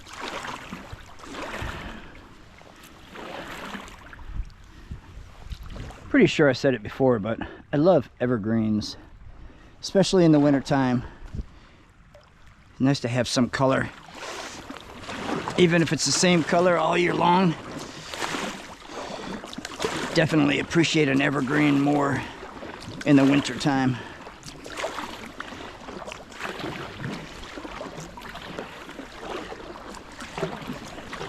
Flow has got about a 2-mile-an-hour pace to it, so that's really nice. And I have not had to get out of the boat once so far. I don't like any of this. Might be able to make that very outside.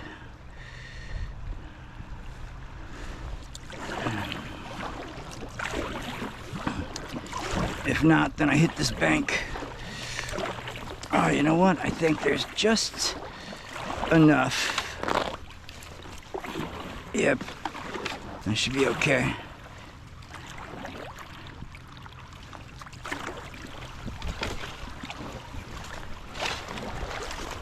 Yep, there we go. Good.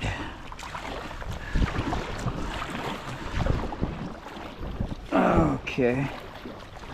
One more little obstacle.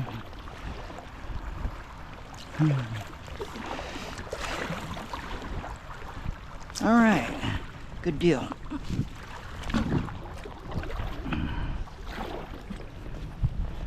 So this has me wondering in this section if this is normally pretty deep compared to what I've been on so far, because I've had quite a few pieces of water dump into this river to feed it. So it should be getting larger as I head north. For some reason it just seems like this section, I mean, I can't even touch the bottom with my paddle.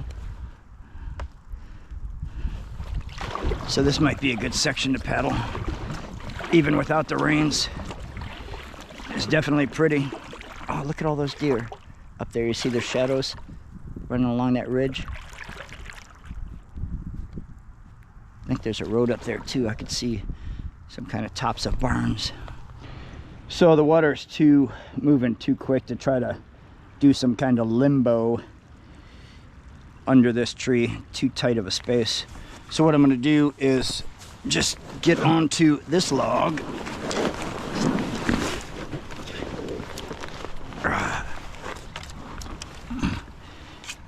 And just do a mid-river transfer.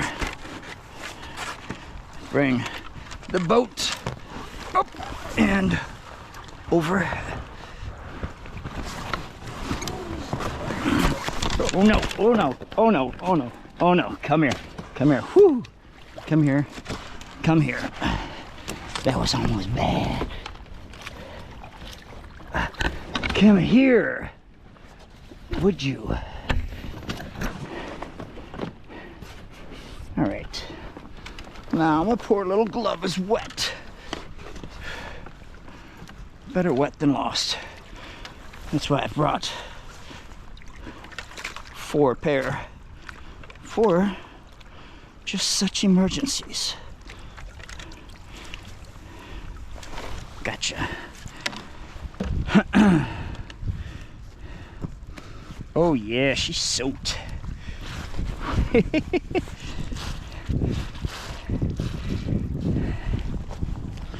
Okay, well, on to the next pair. I still gotta get back in my boat though.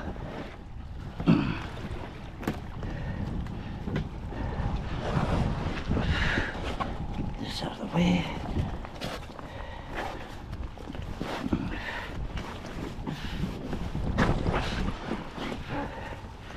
So, get in.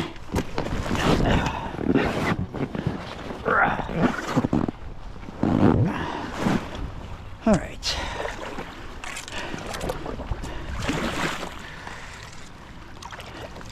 That's too bad. Poor little gloves.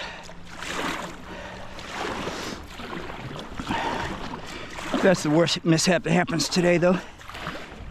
be a pretty good day.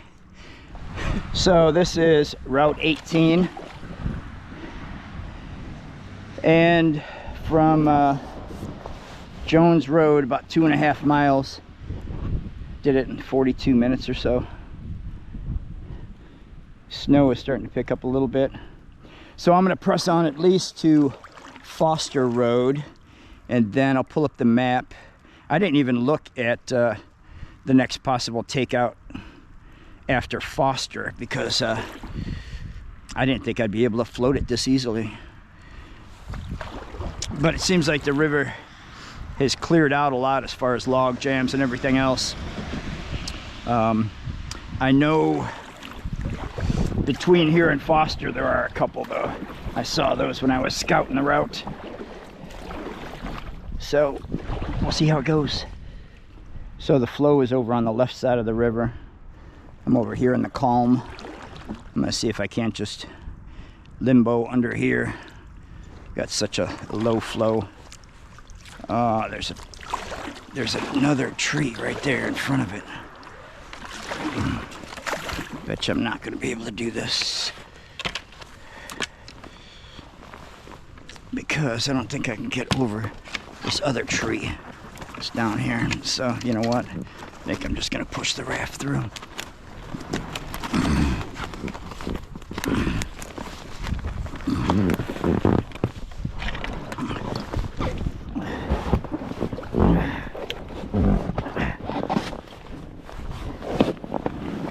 This log that's down, I can stand on.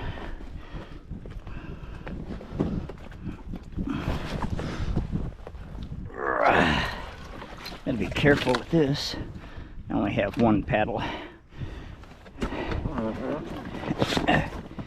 Usually I always have two, but I've got plenty of room to have extra stuff when I have the kayak.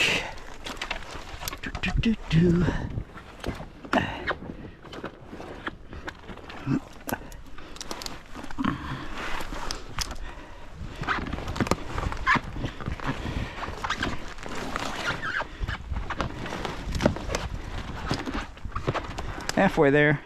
Uh-oh. Fat bag. I might have to pull that out. I can make that work. Let me just push it down a little bit.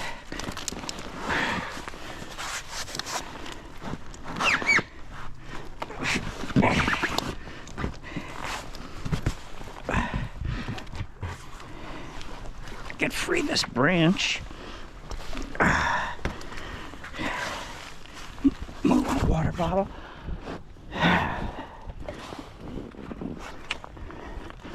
Drop back in.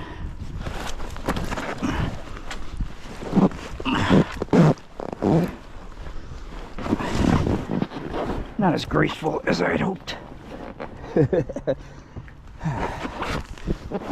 Alrighty.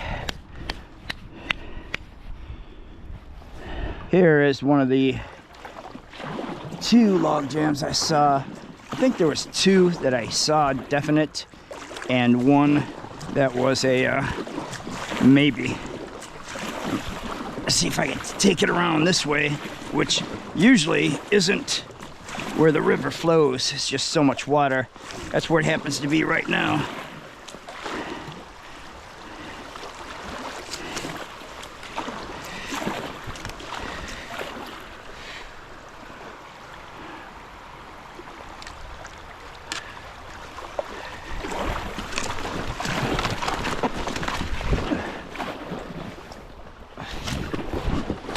No.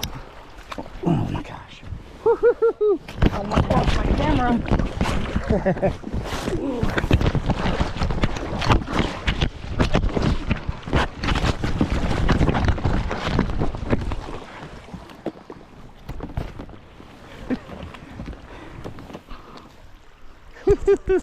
That was a hairy stretch right there. I really got to tie like maybe a tennis ball on the back of this head strap or something in case it does come off, because if it comes off it's gonna sink. That'd be a drag.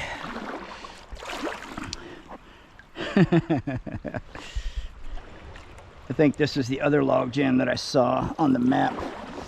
I don't like that passage right there. So I think what I'm gonna do is just play it safe. Let me see. No, I don't like it. Too sketchy. That first log right there, that's still submerged. How deep is it right there? Oh my gosh. Very, very deep. Okay. So I have to find a way to get up on this bank. There we go. Where there's a will, there's a way.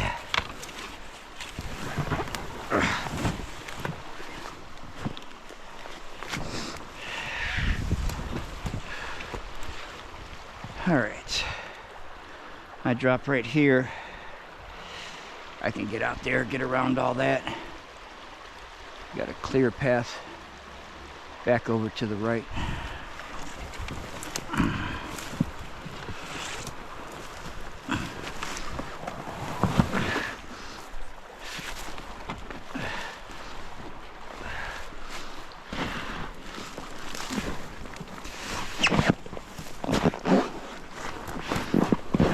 Alrighty. Adjust my backrest. There, I like that better.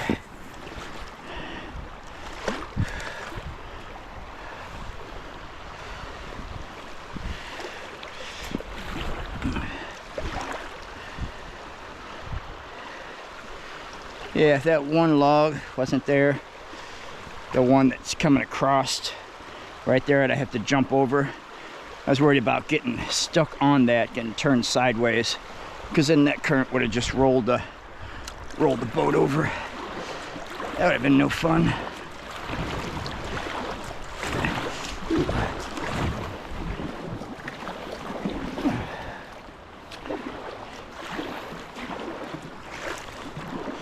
That's a really dark green grass, almost like an ornamental grass up on the banks there.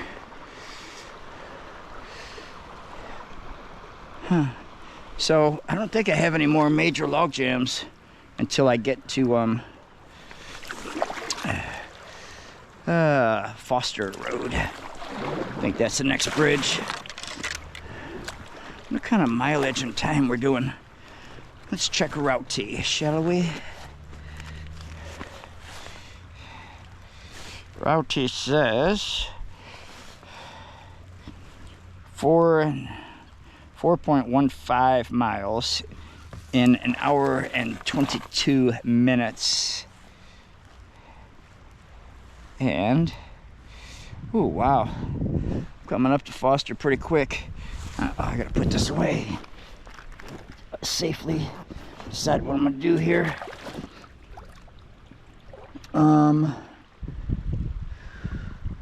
Yeah, I'm gonna go far left. I don't like that pointy looking stick over there in the center.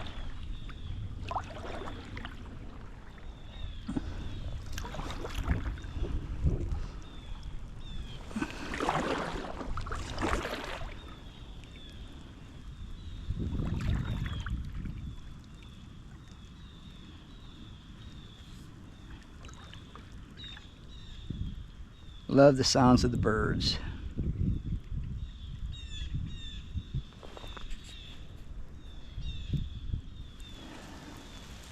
Snow is coming down a little harder. And little ice crystals.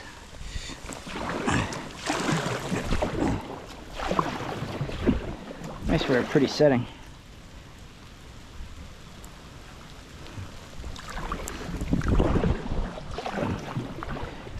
Welcoming V. Come this way. All right, will do.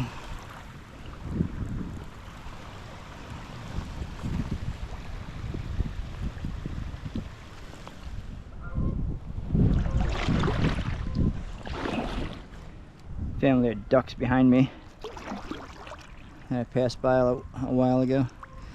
And I think I see The Foster Road Bridge up there.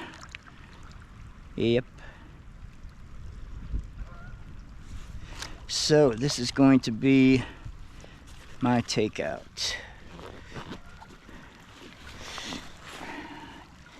Rowdy says 5.57 miles, an hour and 47 minutes.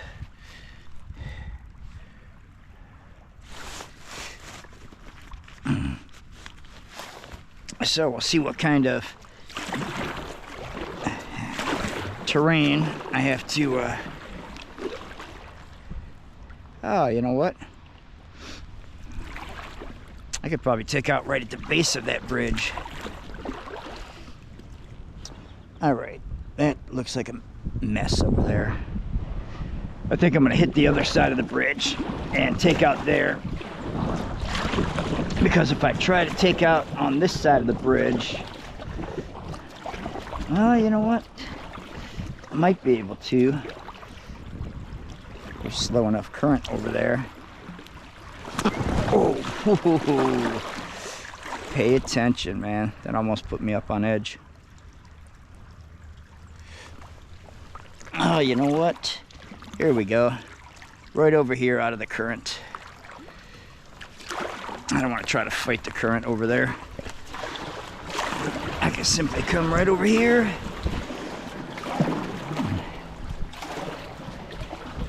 And come up and out.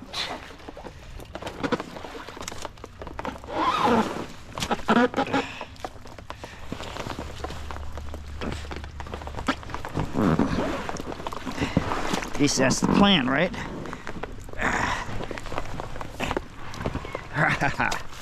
Gotcha.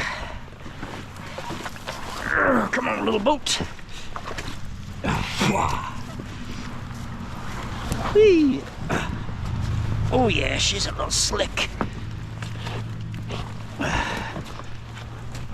All right.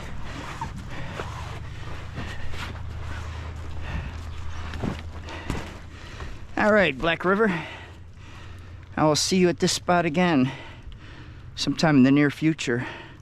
Hopefully with this much water also.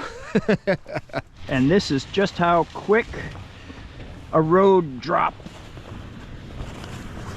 pickup goes.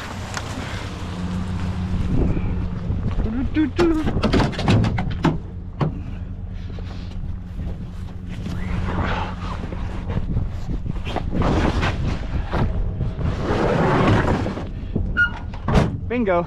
All right, quick roadside drop. I need this here.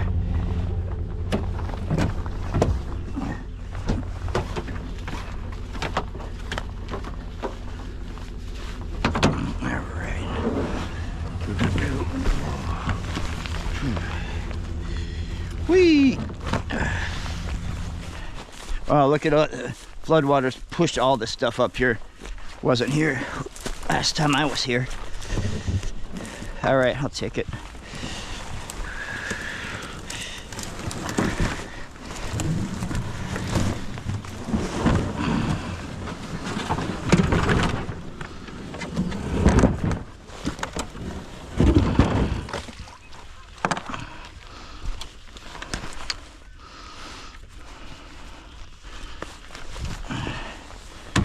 Come here, little doggy. Ooh, man, those rocks are slick. The rocks are very slick. Whee! Bye, baby. I love you.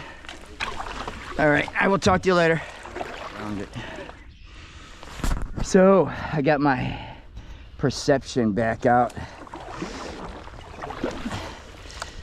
Enough water that I can actually use this boat.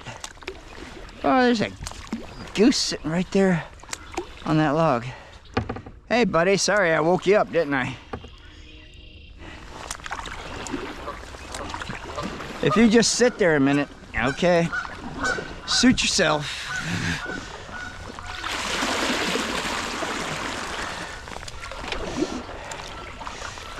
yeah, I'm gonna try to hit 20 miles today, so brought this boat out. It'll be a little harder to portage over the at least one of the log jams I know I'll hit today. I might hit both of them, but they are huge. Like, you can see them from Google Earth. So,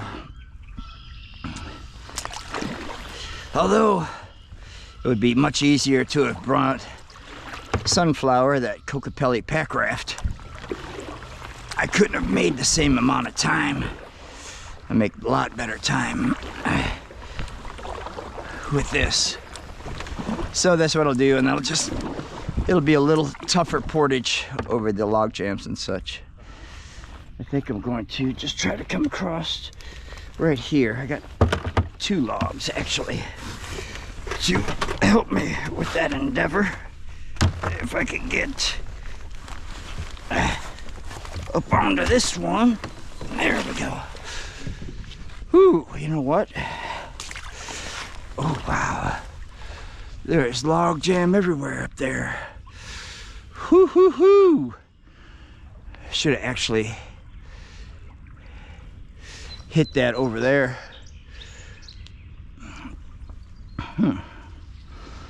Huh. Interesting. I'm gonna go over there. Huh. I don't know if I could do that though. Oh, let's see. Whee! Should have been more cautious. Could have went right over there. Would have been a little bogus way to start the day. Yeah, I'm not gonna be able to get up in there. All right, so what I'm gonna do is back pedal to that thing back there.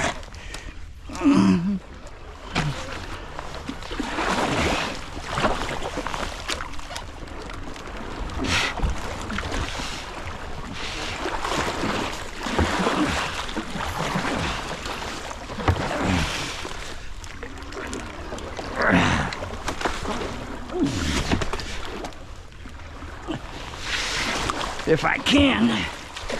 That's a pretty good current.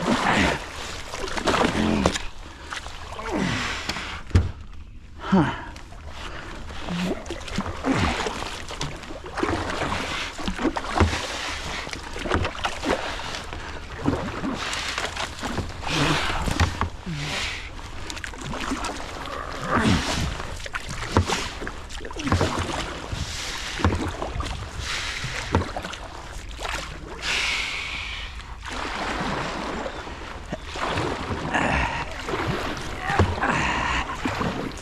Come on, over here.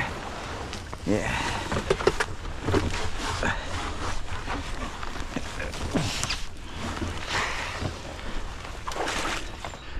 This would be much easier.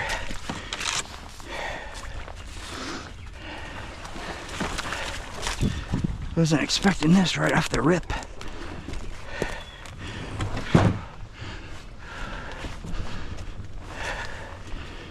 So a little bit of a portage, a whole lot heavier than I've been used to lately. But the river's right over there and it bends right here. So I just took a straight line across here. I've got a nice clean shot to put back into. Water actually has a little flow to it, which is nice. I've been on this river with almost no flow and scraping, low waters, and really good flowing water. This is right there in the middle of both of those situations. All right. Whee! Oh my gosh, I'm sliding down this bank. It's very steep underwater. Got very poor foot placement. This could be very uncomfortable for me. Maybe very funny to watch later on, but try to get some of this mud off my boot. Throw a leg over it.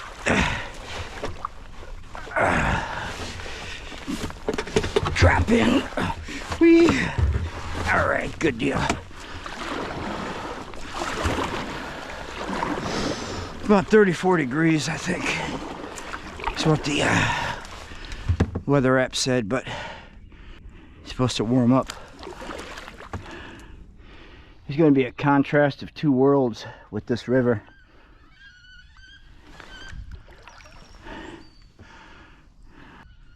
Oh, big hawk.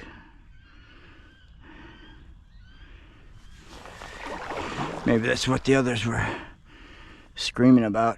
Look out! But back here it just runs through all kinds of farmlands and everything. Really nice buffer from the river to any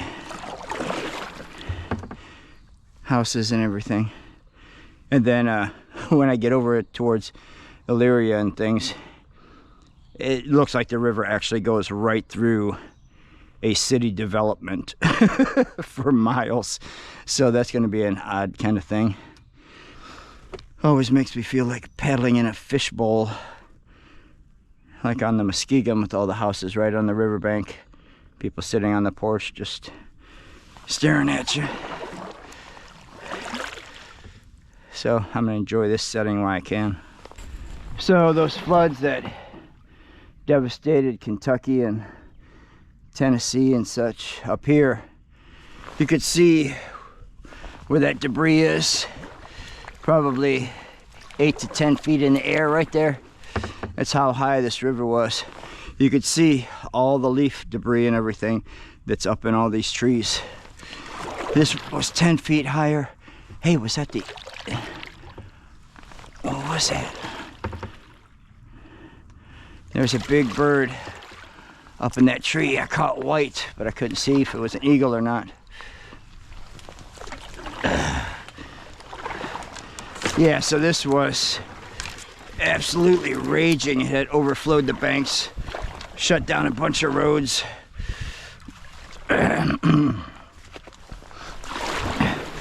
But pretty much subsided now. Probably still a little bit more water in it than usual, but I should be at a good enough spot. We'll have enough water from here out to the lake. Now, one good thing about this river, I've paddled it with a whole lot of water, but the water doesn't stay trapped in here like the Killbuck Lake or Killbuck Creek, where there's just a straight channel for that water just to rage and gain speed and velocity. What happens here is the water just comes up over the banks and disperses out over large areas, floodplain and fields. So the flow is still decent, but it doesn't get to a crazy dangerous level because that water is able to go somewhere else. Now, this doesn't look good.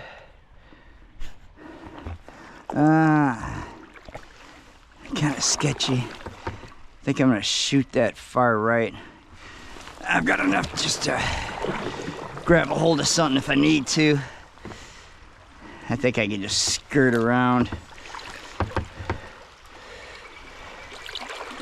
See how this works.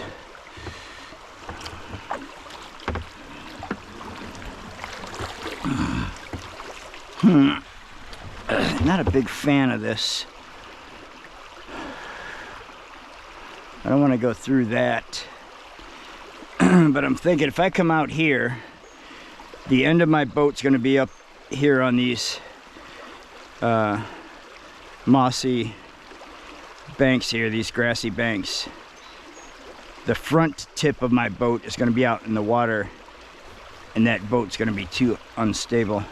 So I think what I'm going to do is just pull it over here and put it right back in. Better safe than sorry. Yeah, let's do that. How deep is this water here next to me? Oh, not deep at all. Good. Whee!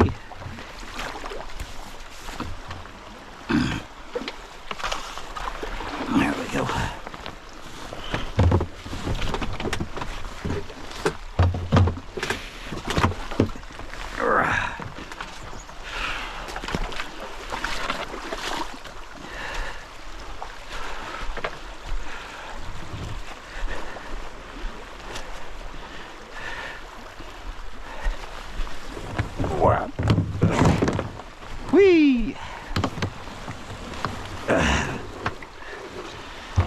free up my water bottle.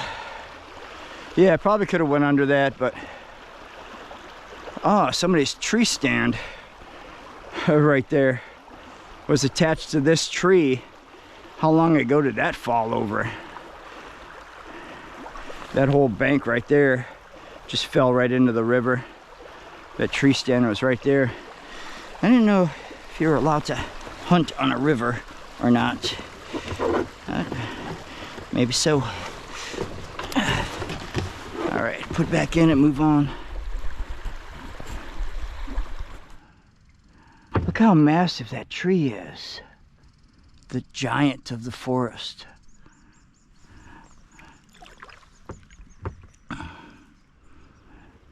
Okay, this does not sound good here. Big old sycamore falling over. I think that's a sycamore. The white ones. Oh, yuck. What do we got going on here?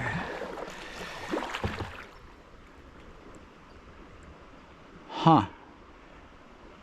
I can hear it, but I can't see it.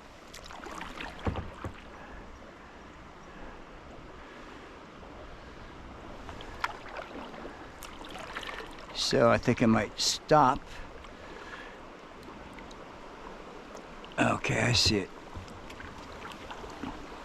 This water's calm over here. I gotta get over this log right here.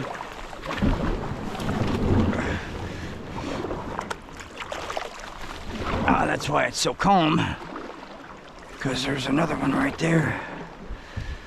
Alright, so I think what I'm gonna do is I'm gonna get up on that log, get over to that other little section right there, and just jump around all this stuff. I'm definitely not pulling the kayak up through that mess there. So let me just come up against this lovely chocolate milk frothing. Yeah, let me get up on this, and then I'll get over to that corner there, up and over, and then back in.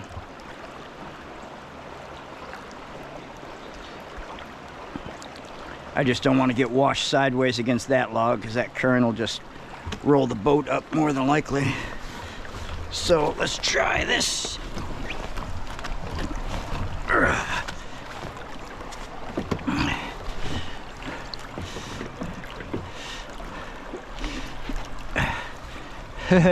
And mid-river transfers were a whole lot easier with that pack raft. You just sit right there, would you? A little cooperation. All right, let me get this boat set up. There we go. Up, over.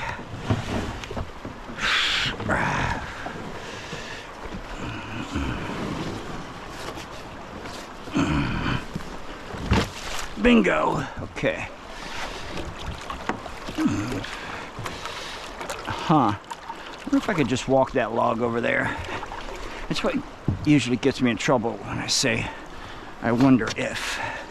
So let's not do that. Let me back up a little bit.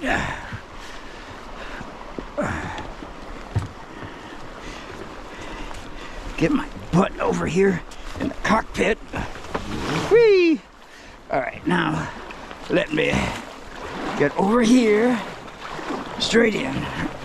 There we go. There we go, that's good. How deep is the water here? I wonder. Whew, a few feet. All right, got some footing. Woo! What about here? Ooh, a little less footing. Okay, we'll make it work.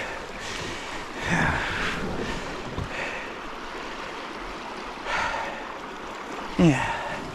All right. Let's see if I can step over this. Oh, yeah, okay, good.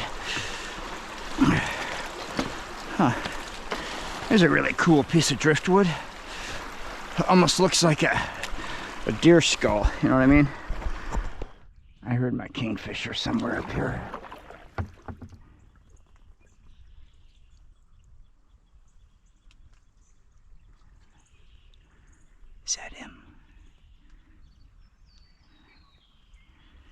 Yep, I think it was. Yeah.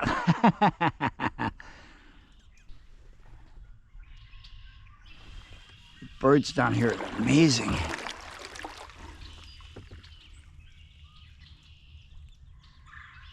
You can hear a woodpecker back over here.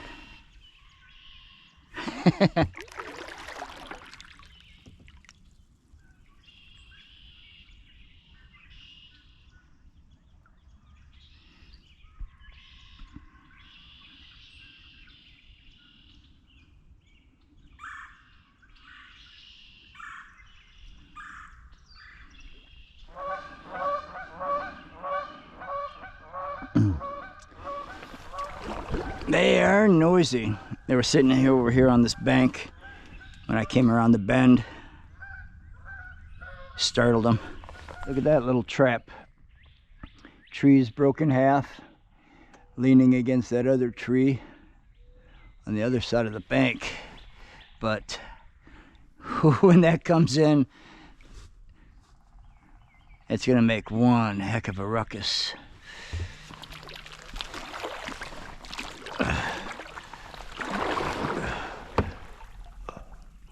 Wow. It's just perched on that. It's balanced just enough to stay on that spot where it broke. Me and Rick, I think we were doing the Cuyahoga River, and we were maybe right here, and a tree where the other broken one is at right now fell in the water behind us. It was the craziest thing. You never think it's gonna happen, but definitely startled us. It's crazy.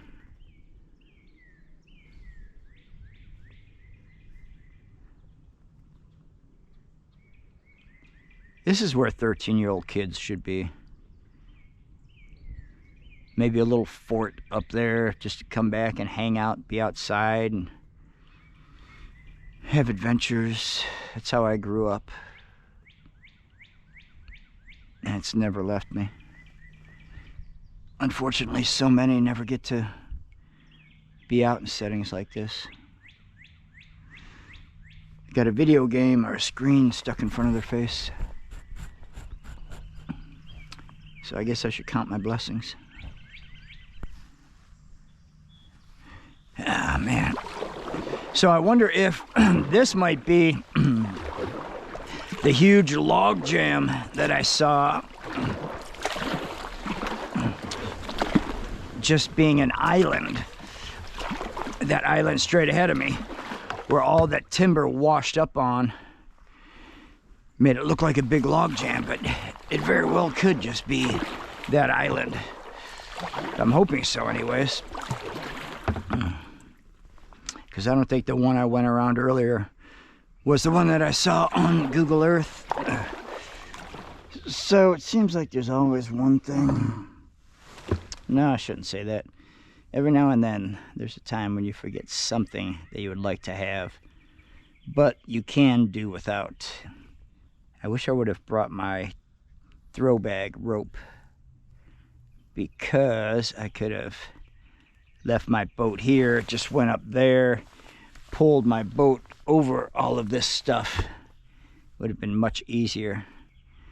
So I guess what I'm going to do is go up to the bank and then go down and around, put back in on the other side of this collection of debris. And hopefully I don't fall on my face doing it. I thought about just getting onto these logs and trying to walk across, but the water is probably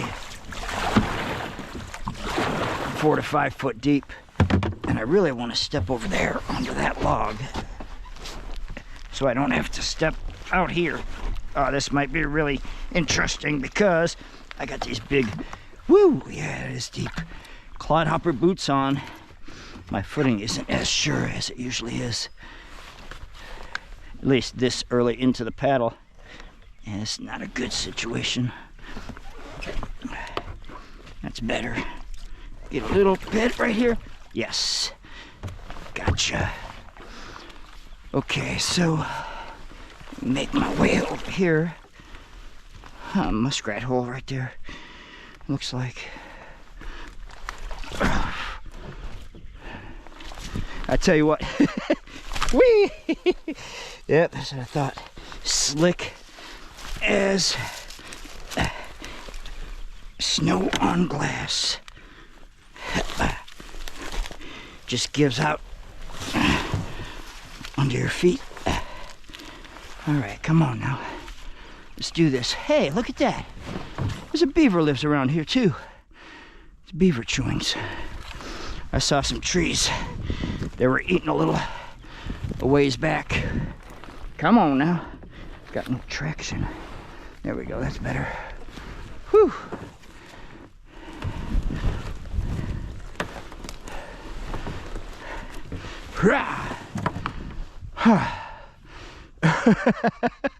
Oh. Oh boy. This is gonna be fun. So I think I'm just gonna go take a wide sweep, because all this stuff got washed up here with the flood that we just had. That's where I'm sure the majority of all this stuff came from. All right, let us walk. Got a high step over all this stuff. Wanting to trip me up.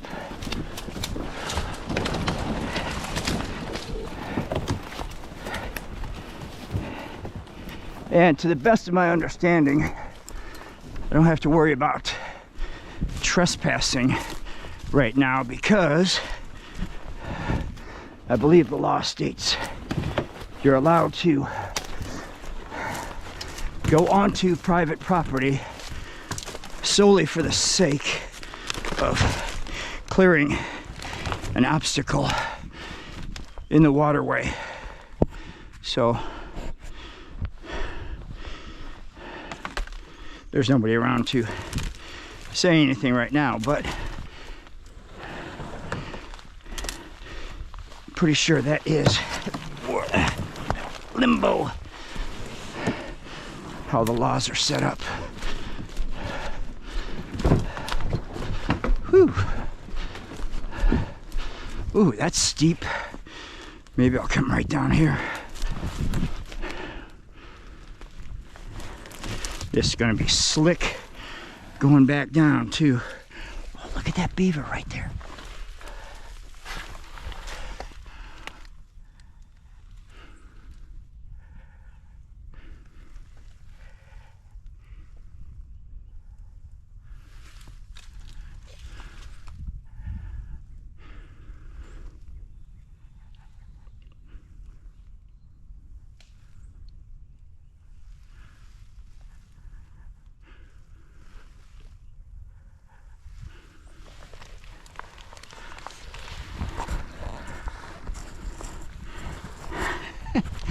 How awesome was that? I hope that camera caught that. I don't know where the angle was, but I hope it was correct, because that was pretty cool. Yeah, I knew I saw the chewings down the way a bit, and then even when I took out right up there, I saw some sticks that somebody was chewing on. That's pretty cool.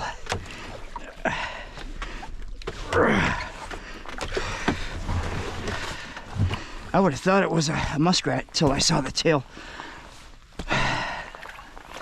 All right, hopefully I can get through this very last little channel right here. Yeah, it should be good.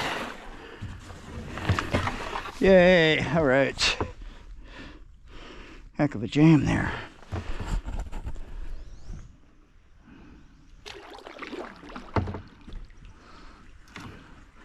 Well, this looks familiar. I might be able to push forward It'd be easier just to go over there. Yeah, I think it would be. Maybe I can just back paddle and I'll just go over there. If I can get in that channel over there.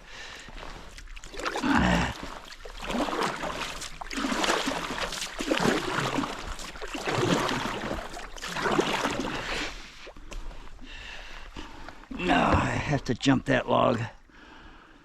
Oh, well, that log's a lot easier to jump than try to push through all that debris over there. Yeah, and then I can just walk it through that bank area until I get over those logs that I gotta go up and around. All right, so be it. Come on. Come on. Let's get parallel. There we go. That's better. Hey.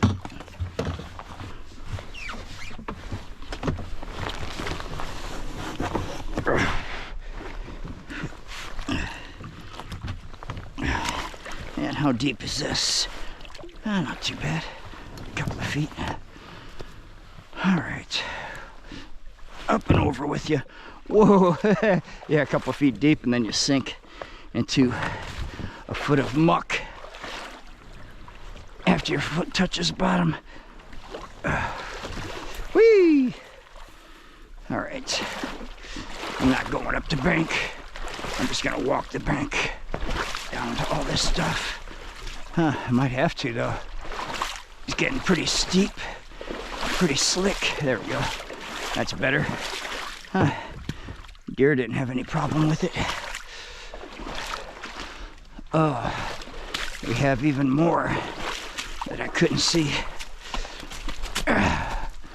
Whee!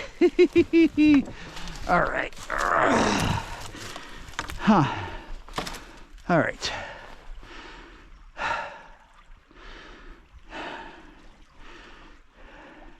I think I'm going to come right through here, through that water, and then over those logs. Because I do not want to try to walk through all this stuff up here. Break an ankle or something. But this looks like a very good spot to water a tree and have a snack. Maybe even make a cup of coffee. I think what I'm going to do, instead of jumping through all this stuff, pushing it over each one, I don't know, I still might do that. Yeah, I guess I will. I'll just pull it to there, over to there, over to there, over to there, over to there, back in, float over to those two, and then just throw it in the water over that. I am going to walk down though and see that very end of that jam. I want to make sure I can get through there before I put it into the water there, because I don't want to try to go under that log at the very edge of the bank, because too quick of a turn. All right, so let's do this. Go across here, in, over that, back in. I never did walk down there to that very end. See what that last little squeeze point looks like. Hopefully that doesn't come back to bite me.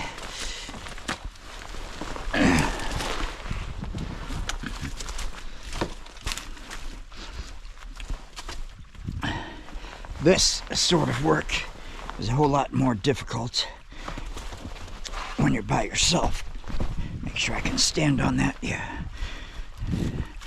With two people, it'd be much easier.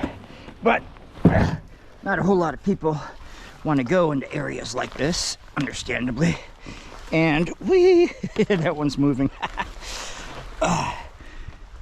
Rick doesn't have a dry suit. All right.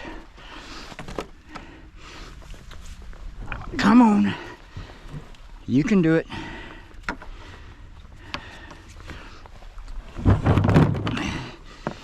Angie was surprised this morning when she saw that Pete was in the truck instead of the Sunflower, that Cocopelli pack raft. But I wanted to make some time, so That's why I got this one.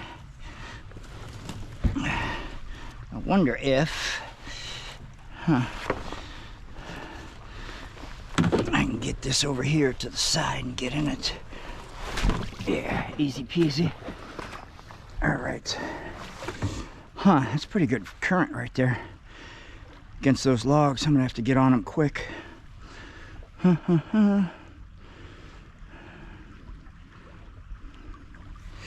Yep, okay. This ought to be interesting. Whee!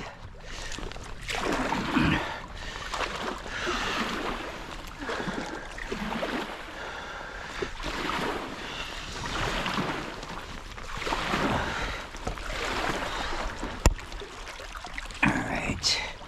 Let me see. What kind of footing I have.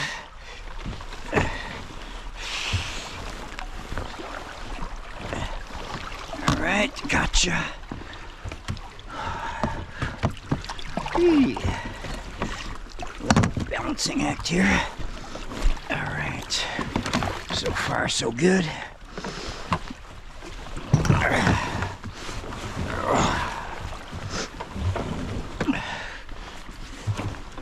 Alright. There you go. I'll tell you what, even if the waters weren't life-threatening, I'm still wearing a dry suit a whole lot more often. It just says so nice, like I'm not wet at all. So that's a very nice thing. Foot here. Ooh, and it did come back to bite me. I can't get through that squeeze point. So I am gonna go over to that side, but I'm gonna go all the way back here, get lined up, just shoot straight through that bank. Yeah. All right.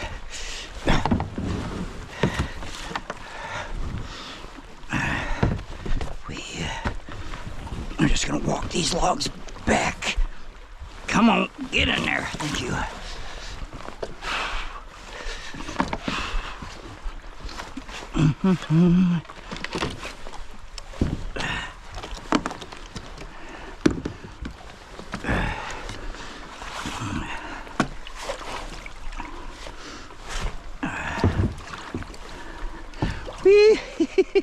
Wee. All right. All right. All right. So, both feet in here.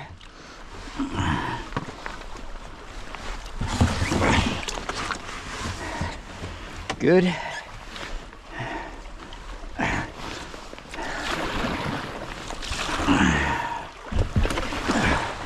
Come on, up and over. Up and over. All right.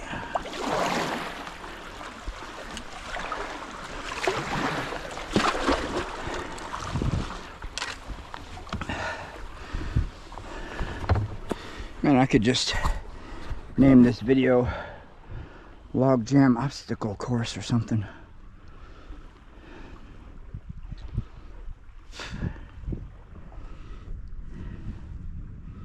This would have been so much easier before those big floods.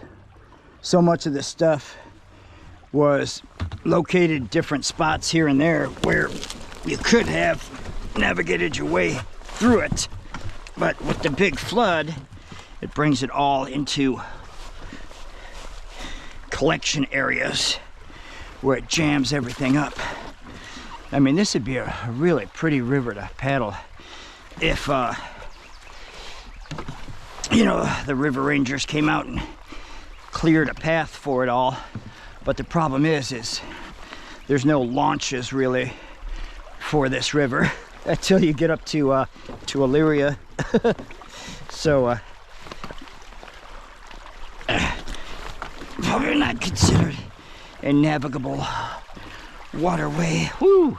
That was almost bad. My foot got pinched. Come on, little doggy.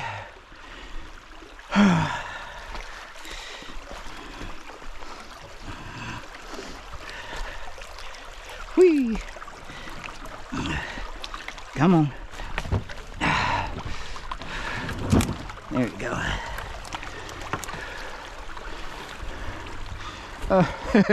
Another one right down there. I don't know. Take a better look. I don't know if I'm gonna go to the right or to the left yet. Get that stuff out of the way. See where I'm putting my feet.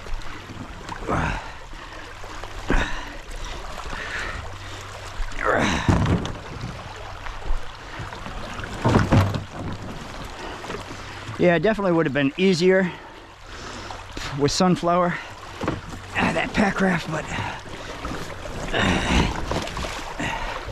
Pete here can take a pretty good beating against rocks and logs and everything else. All right, let's do this.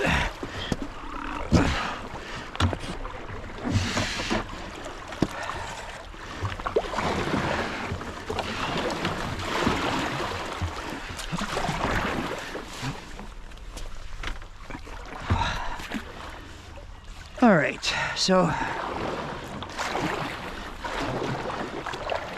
from the looks of it, the longer path is on the right. So I'll probably go left, hit that very corner where I'm pointed for right now, and just pull over that debris. I was really not expecting this. I thought I was past all the real loggy parts with all the log jams and everything.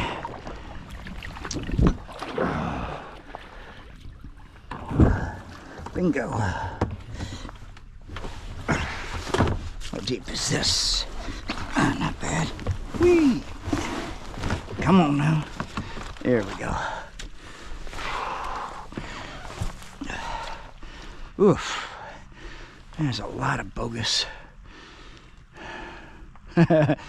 Maybe the other side was the easier. You know what? Kind of like when people are out on the ice and they use a big stick in case the ice breaks. That same philosophy I'm gonna do right here with my boat. If I start to sink, I can simply lean on my boat and regain my footing. Oh man, it's got Killbuck Creek written all over it. Come on now. Don't go backwards, we need to go this way. I have to just try not to focus on the trash, because there's no way I can pick it all up.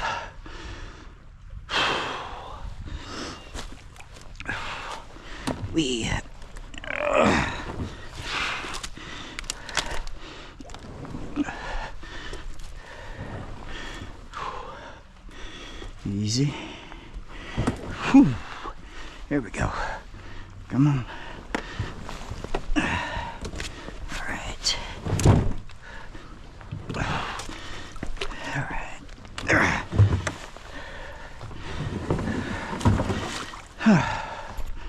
Whew. Getting a tad bit warm.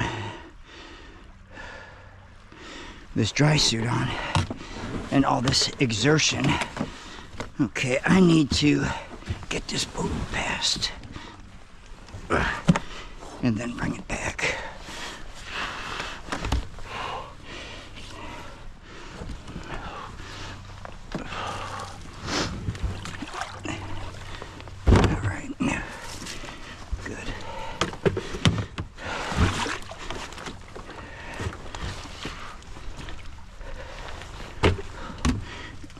One and two. Whee! All right. And off we go.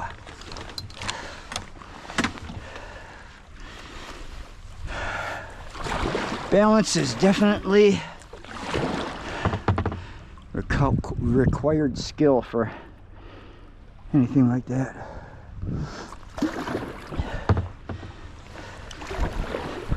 All right, hopefully we can float a while without any other jams for a while. So it's been nice. Water choked down a little bit, picked up a little flow. Really windy, so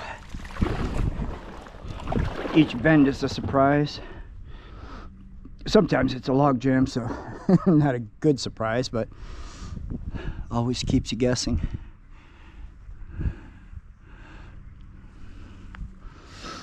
All right, 6.3 miles in 2.5 hours. That's total time from when I put in to,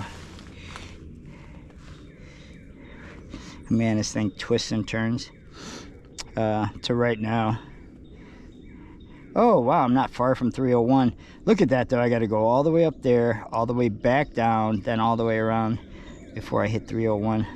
So even though right now I'm that far from 301, by the time I make that huge loop and actually go under 301, it's probably 4 to 5 times that distance. Just for giggles, I'm going to take a picture. That's what I love about the Rowdy app. You can take a picture wherever you're at and use that photo, and then it puts it right there on your map, because I want to see how great that distance is if when I go up north, back down south, east, all the way around, back over to 301, because that distance from there to there is pretty minute. All right, so not bad. 2.5 hours, and that's with my breaks and all my log jams.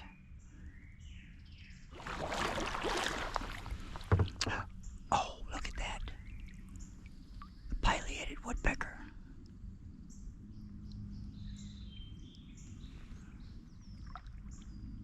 Where'd he go?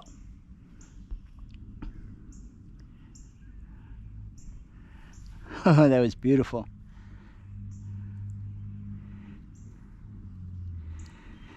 I don't know if the camera picked him up. It was just a quick, there he goes, right there. He's huge. Ah, that's pretty cool. Well, looky there, up in that tree straight ahead of me. Look at the size of that nest.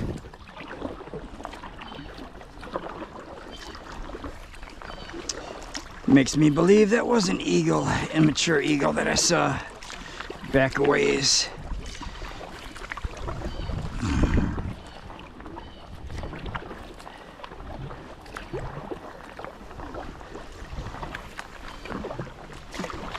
That is huge.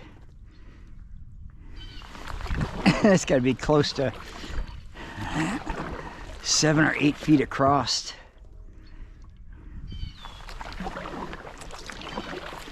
Oh, there's an eagle in it too. I can see the silhouette. Yep. Probably have young up there. I imagine they would have already hatched. Not that I know anything about the birth cycle of bald eagles. Wow, that tree is right at the bank too. I hope that one holds on for a long, long time. Yeah, I can see that. I can see the eagle up in there.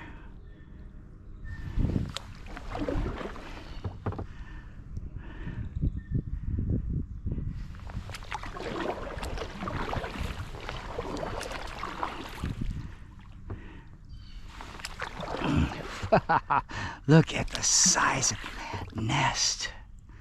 My gosh, that's amazing.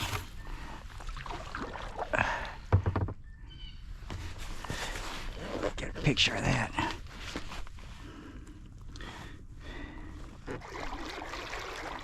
Look at all these heron up here in this rookery.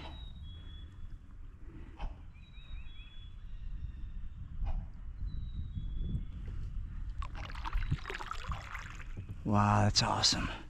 Let me get a picture of that. It just dawned on me that I have not seen a single deer.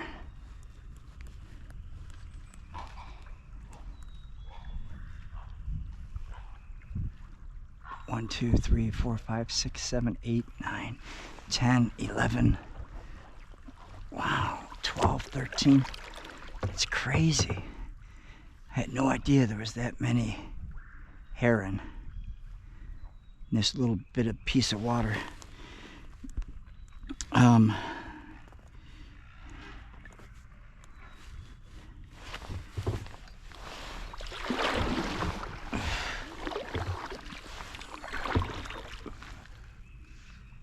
Oh, and there's my eagle.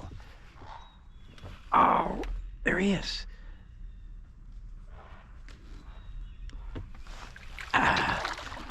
Nope, that was not him. Saw that flash of white and got excited. These birds are unhappy. I don't blame them. They don't want to be disturbed.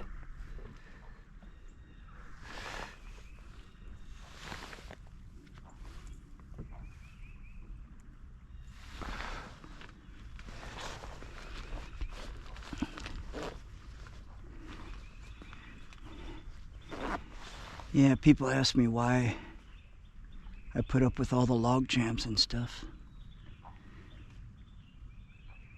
This is why right here. Oh my gosh. I'm glad I don't have to float under a nest. That thing just pooped like what looked like a quart of milk.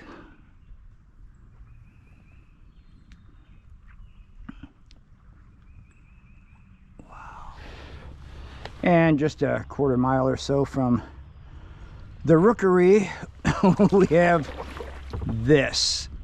And I wonder if this wasn't the jam. No, I know that it's not. This might have been the second jam I saw on Google Earth. The other jam, I'm pretty convinced, was just the island where all that debris accumulated on.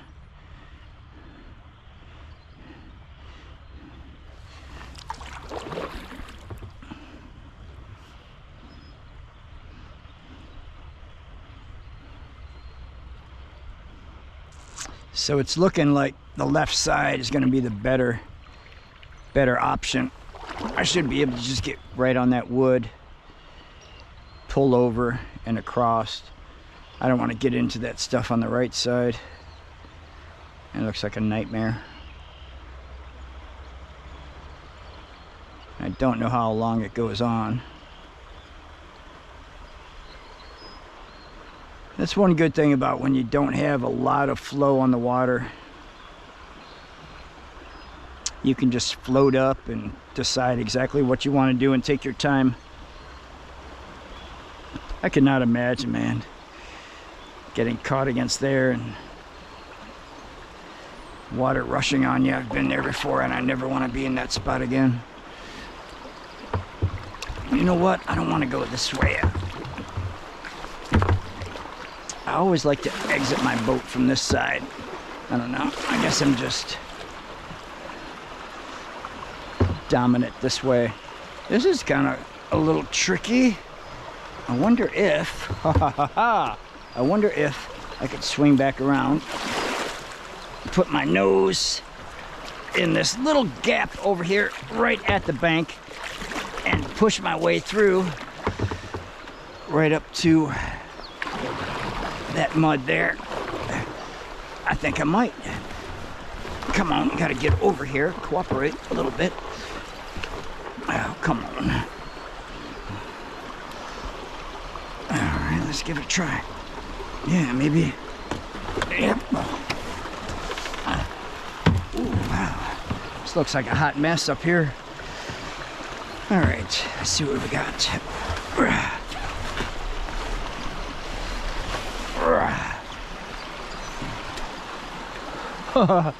Yeah.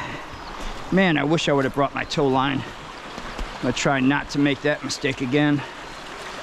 I could have just went up on the bank, just pulled my kayak through all this stuff without having to get involved with it. But as it is, I don't have that luxury.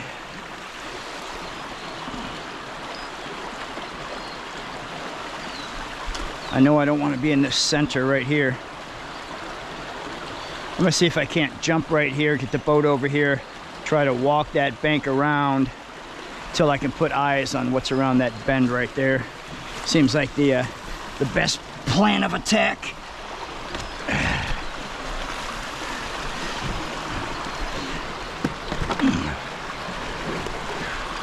See what this bank is like. Oh man, straight drop.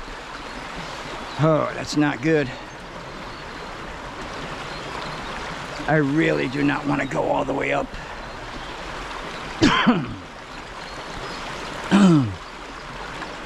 But without the tow rope, I'm gonna have to take the boat up and around, because I promised Ange I would not take any risks today. Well, within reason. Being on a river is a risk in itself. Going solo increases the risk. But when you got a chance to go through here or just exert the effort, go up top. I'm just gonna go up top.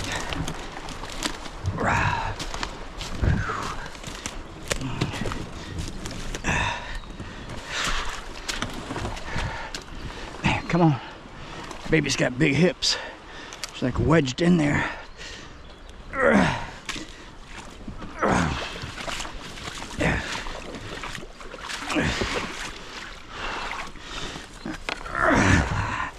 Oh boy. Here we go. At least it's not as slick as the other was. Dig a hole there out with my heel. Probably don't want to grab a hold of that prickly bush again. That hurt.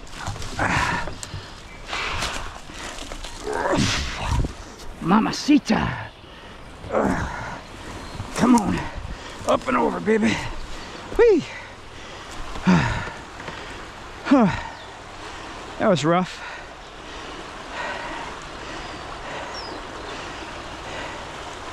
In a way, though, that is just, it's just beautiful. I mean, that is natural. You remove that stupid bottle out of there, that plastic pop can, and it's just beautiful. I mean, it's natural. So you could see this deer trail. I'm just gonna follow that over till I get on the other side.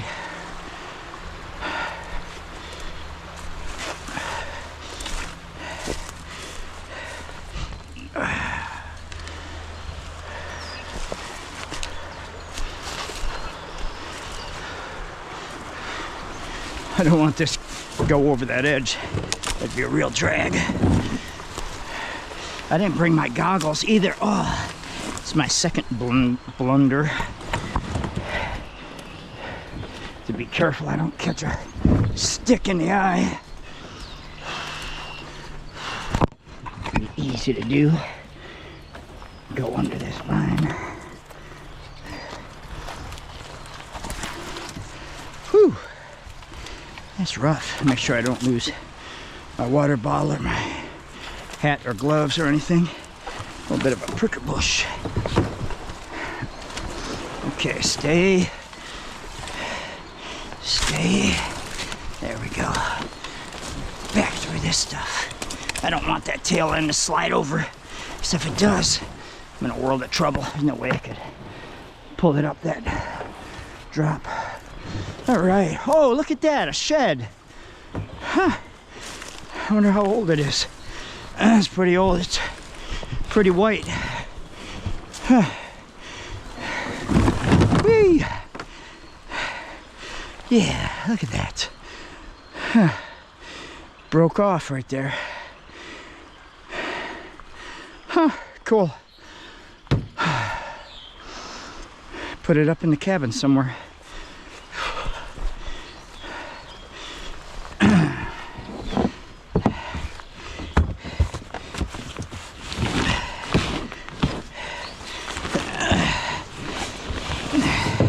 I gotta get another rubber hatch for this back.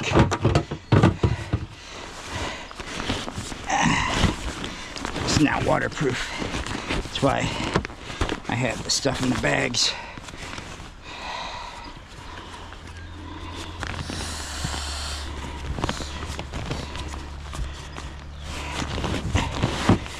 There we go. It's just not a tight seal.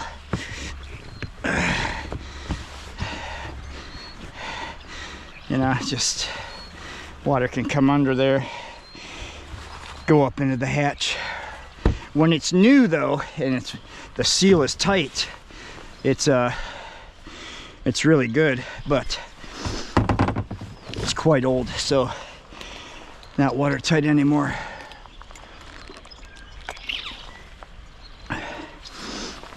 Not a top of the line craft by any means, but I will never be without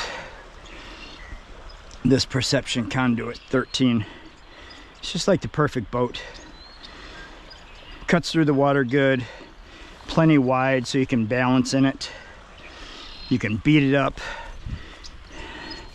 Takes a beating, keeps going. All right, so back in we go. So here's civilization. It's the bridge at 301.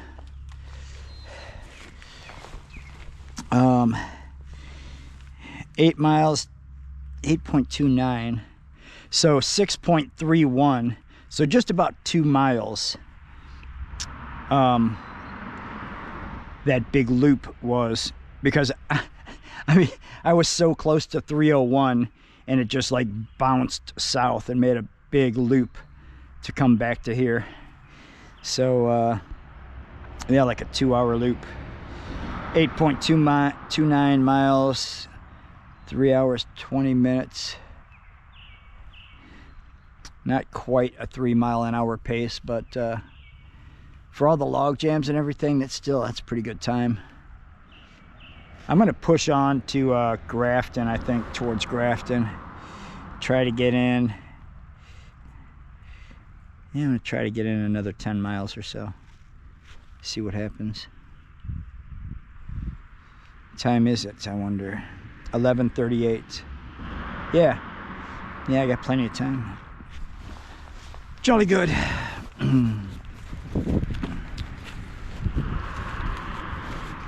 Be nice to get away from the bridge, get back into solitude. Very cool. I just saw an owl a little bit back. Didn't catch him in time before he took off. Wasn't looking up in the trees enough, but came to this jam, and I'm just going to walk this down around this bend, and I should be able to put back in.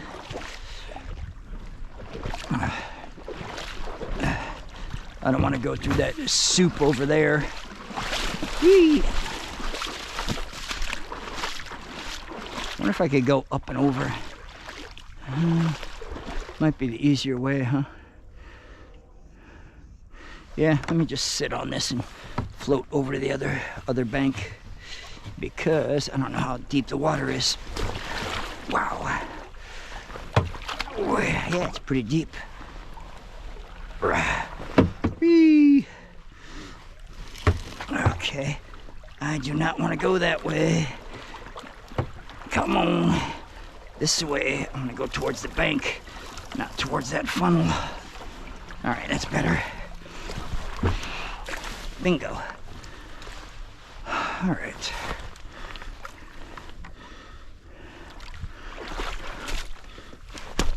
Make a step.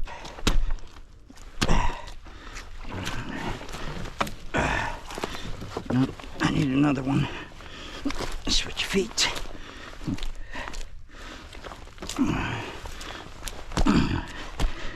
Like I'm climbing a mountain, but gotta dig under the ice. Same principles, I guess.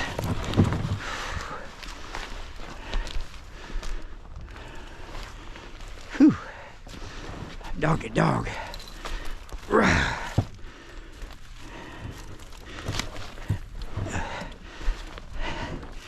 Keeps you young.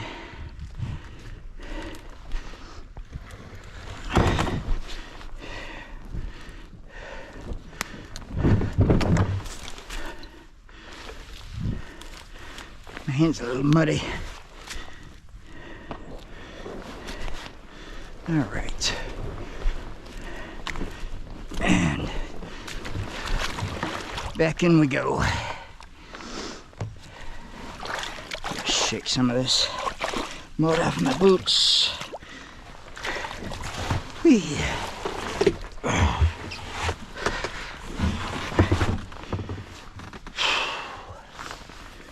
Jolly good.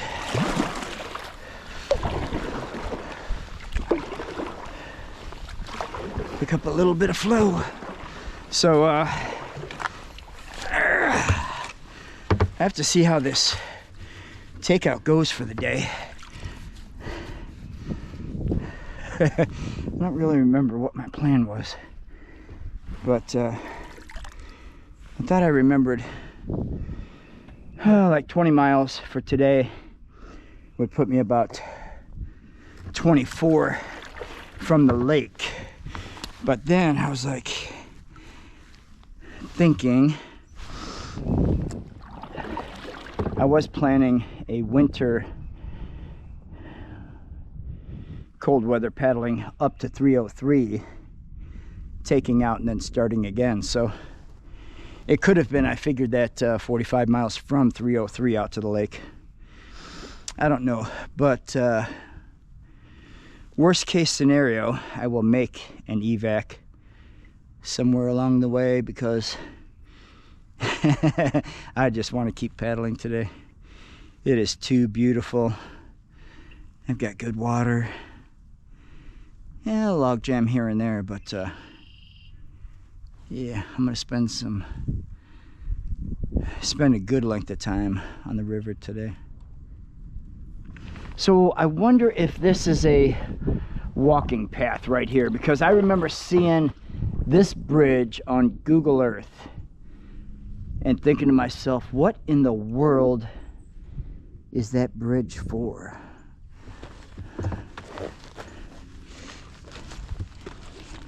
It definitely looks like a walking bridge. Yeah, and Google Maps doesn't have anything here. Mystery solved. It's a golf course. It's not a walking bridge. It's so that people can get their golf carts from one part of the course to the other.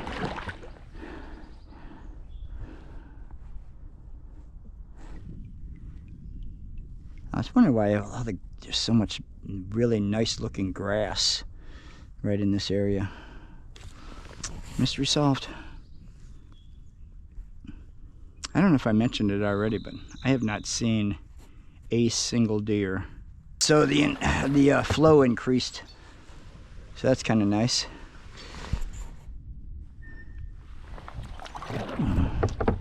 Sun is up in the sky. It's got to be 50 degrees or better, I would think. Haven't had a log jam in quite a while.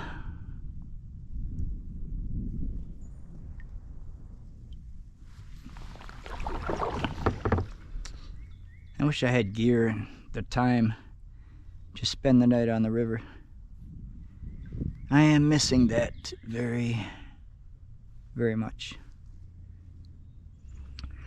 Oh, probably, what, 4.5 hours in, close to 12 miles. Finished the last of my first water bottle, so got in the hatch, grabbed a different one, grabbed a snack bar.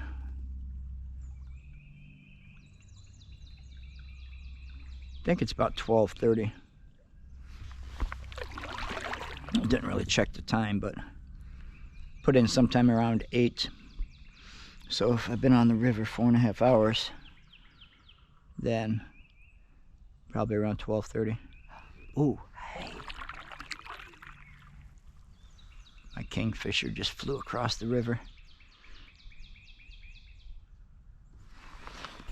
Pretty stretch through here. I hope it stays this way for a long time. No log jams either, so that's a plus. My kingfisher is straight ahead of me on that branch. Behind him, something very large landed in the trees.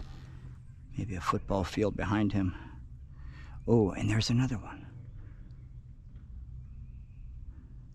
What is, there we go. What is,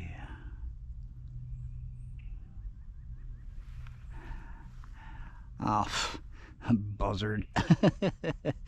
Turkey vulture. My kingfisher is still there though. Sitting right on that branch. Hey buddy, sing me a song.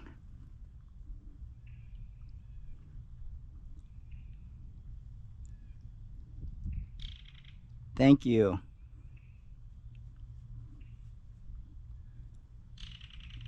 Thank you. Could I get another? No? I did get the song though. Of course he flew away.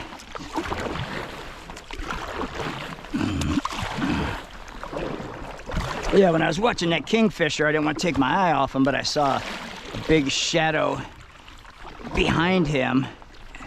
It's still up in that tree up there, and it's just a turkey vulture. This is Crook Street. Actually make for a pretty easy takeout. Get over on those rocks. Come up there to the side of the road there. Either side of the bridge, really. Throw it in the truck and drive off. I think this is about 13 miles in.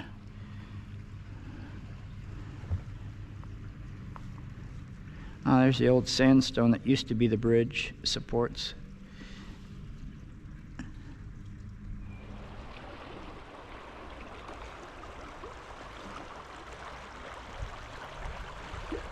Each mile of a river is different for the most part.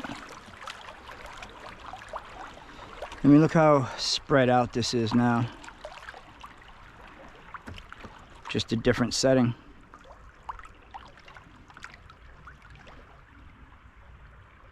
I haven't looked on Google Maps to see exactly where I'm at. Don't really care. I don't want to find out that this is about to end. It's probably the biggest reason that I haven't looked. But just a beautiful setting.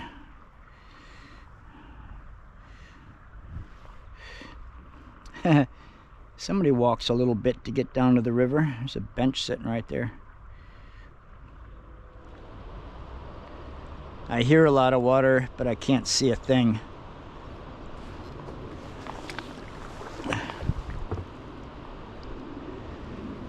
I don't know what's at the other side of this tunnel if I go into it.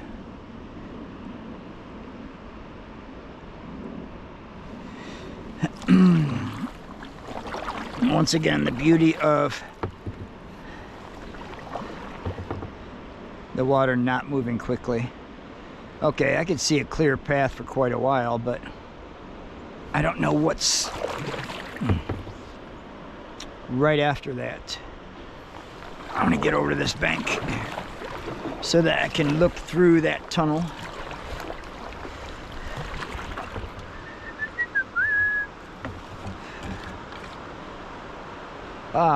Just saw a blue heron take off over there.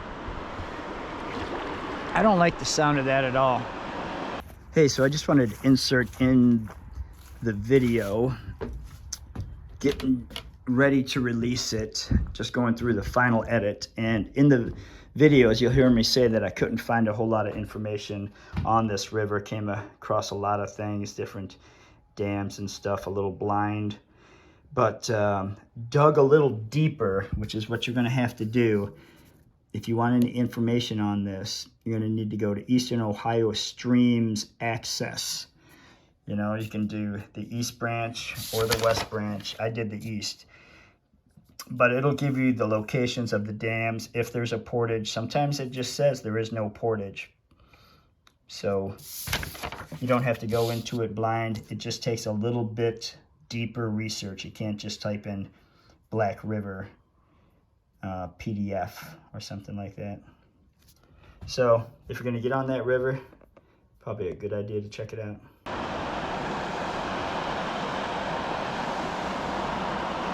So I don't want any part of it.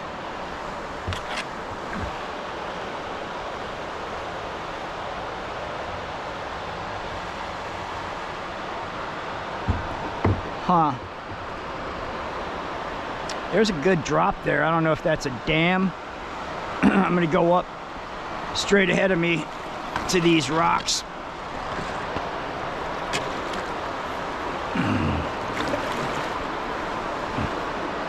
And that's what kills so many people. They don't know the dam is there. They're just floating down a river, and the next thing you know, they're caught in a hydraulic current that won't let them come back up out of the water.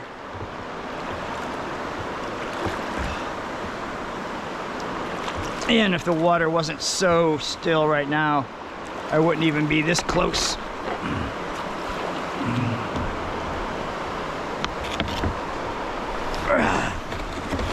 Whee!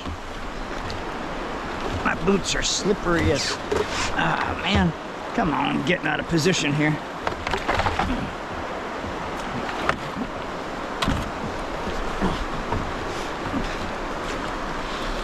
Woo! It is very deep right there. Huh. How deep, you say? Probably over 4 foot. Huh. So where are we at right now? Let's take a peek.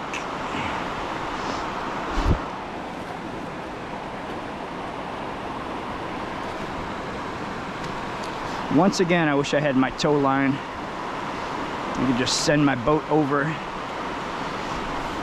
guide it with the rope.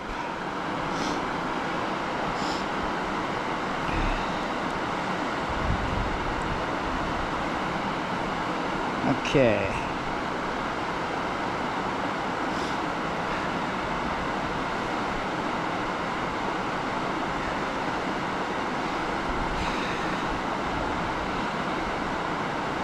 Yeah,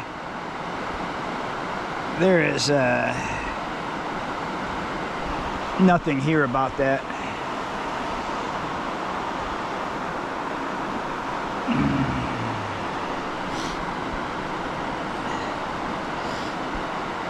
What about go paddling? Oh, it won't tell me anything because no takeoffs and takeouts anywhere for this. So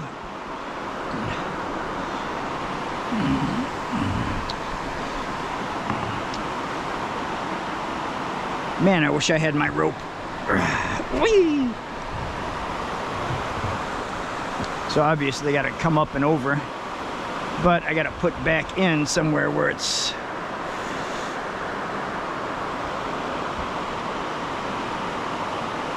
safe and easy.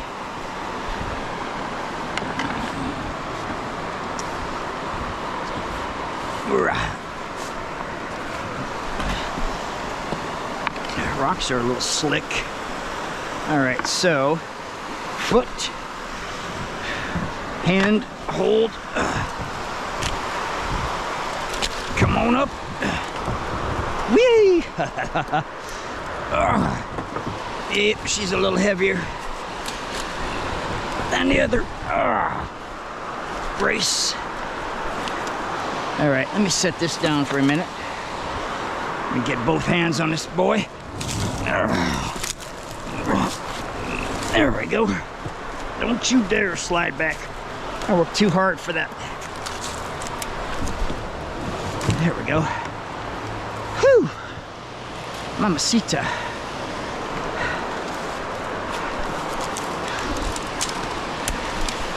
All right. So if you had a play boat, I don't know if you could go over that or not.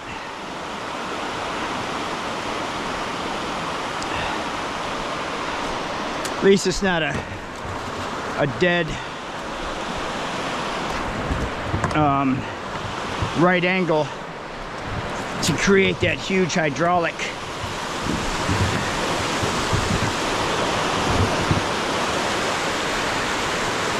So I need to get my boat through this wedge right here and back in.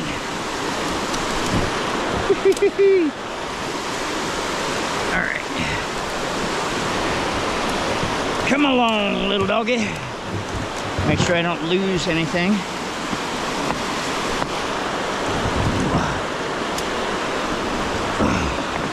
Come on, you can do it. You can do it. There we go.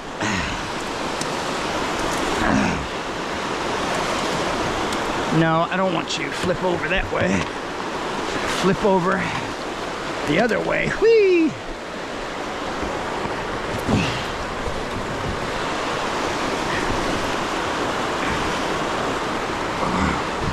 There we go.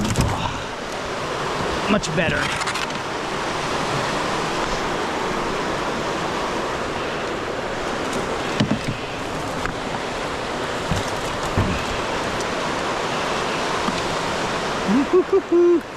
Let me set this up here for the moment. This is probably could be in a video of exactly what not to do on a river.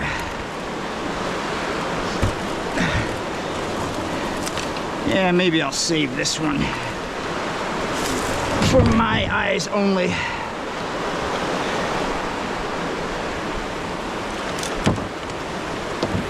But remember what your mom said. If everybody jumped off a river, jumped off a cliff, would you jump off too?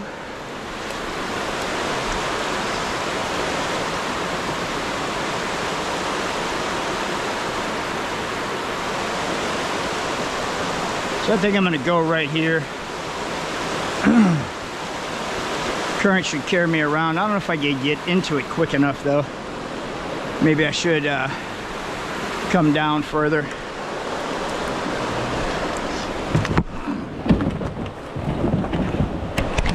That's not what I wanted to happen.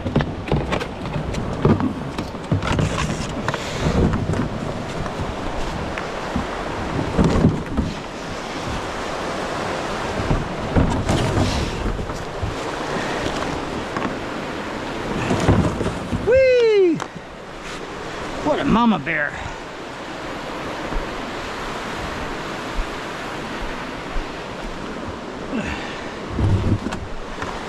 All right.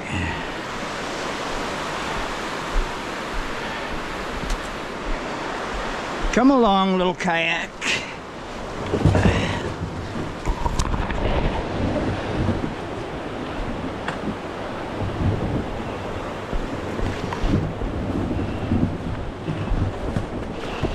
Woo! Whew.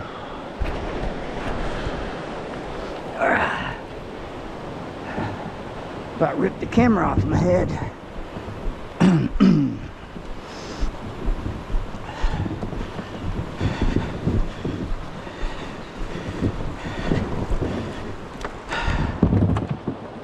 Whee! Don't ever do that. What if I could have saw that anywhere? I have to double check. Maybe I missed it. I didn't do enough research.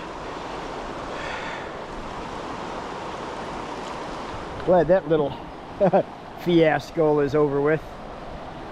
But you know, you gotta listen to what's ahead.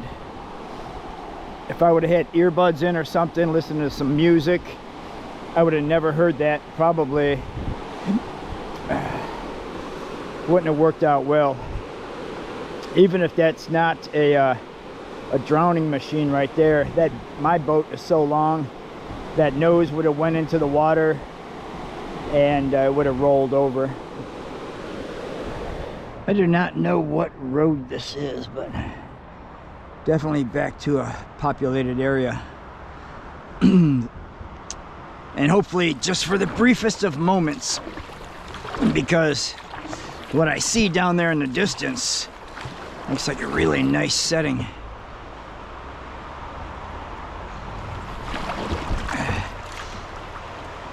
I don't know if this industrial stuff is going to stay backed up to it, or if it's gonna change.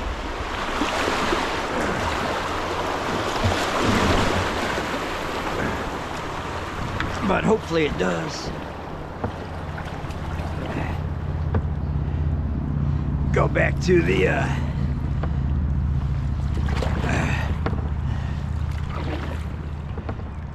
more serene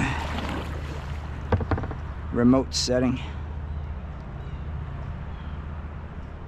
These sandstone banks are really pretty, but you see that shelf right there? It's one of the most dangerous things. When that water, if this water was 2 or 3 feet higher, 4 feet higher, it could easily wash you back under that, pin you there. So many dangers, but so beautiful. You just gotta know when to go and when not to go. That's the biggest part of it all. Know where you're going to. So I had to do a little bit more research and take my own advice. I just don't know how I missed that dam, or if it was on my notes and I just didn't think I would be over here that quick.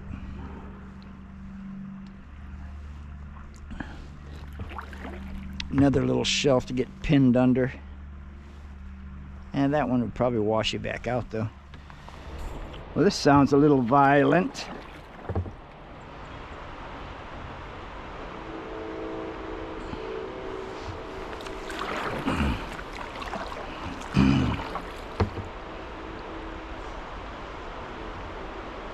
Look, there's a little gap right there to shoot. Don't know if I want to.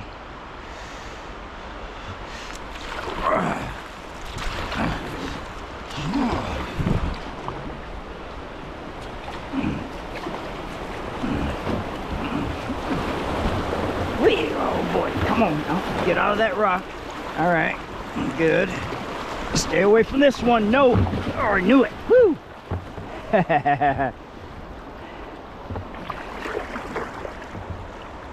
Yeah.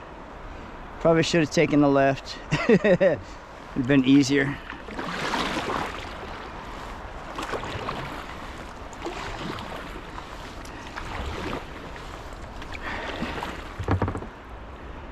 Been quite a bit of moving water through here. A little bit exciting.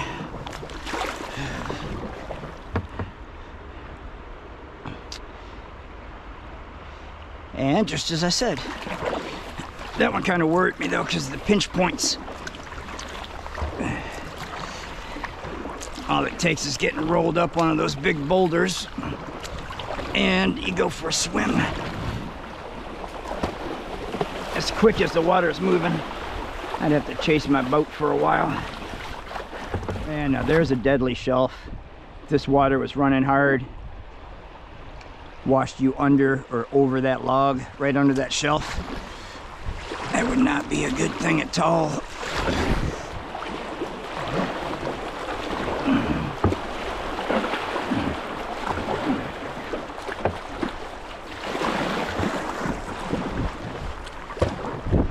Man, it's beautiful down here.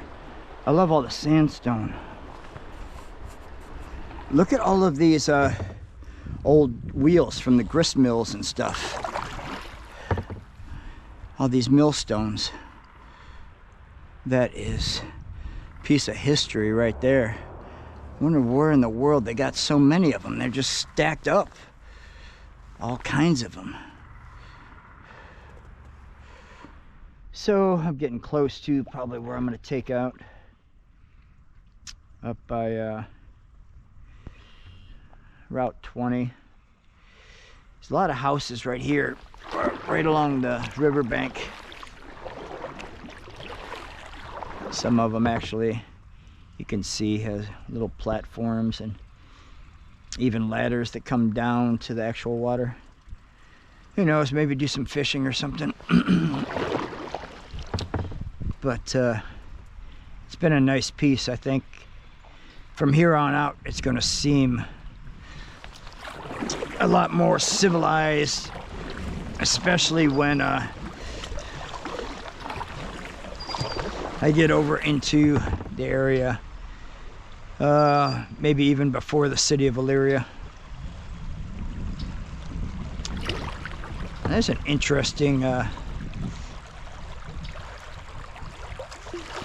little chute of water there. I wonder what that's all about.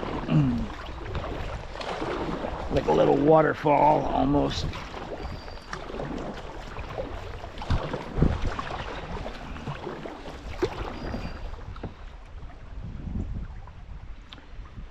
Huh. I do not know. Should pay attention to where I'm going. Run over rocks. Maybe it's just a little spillway for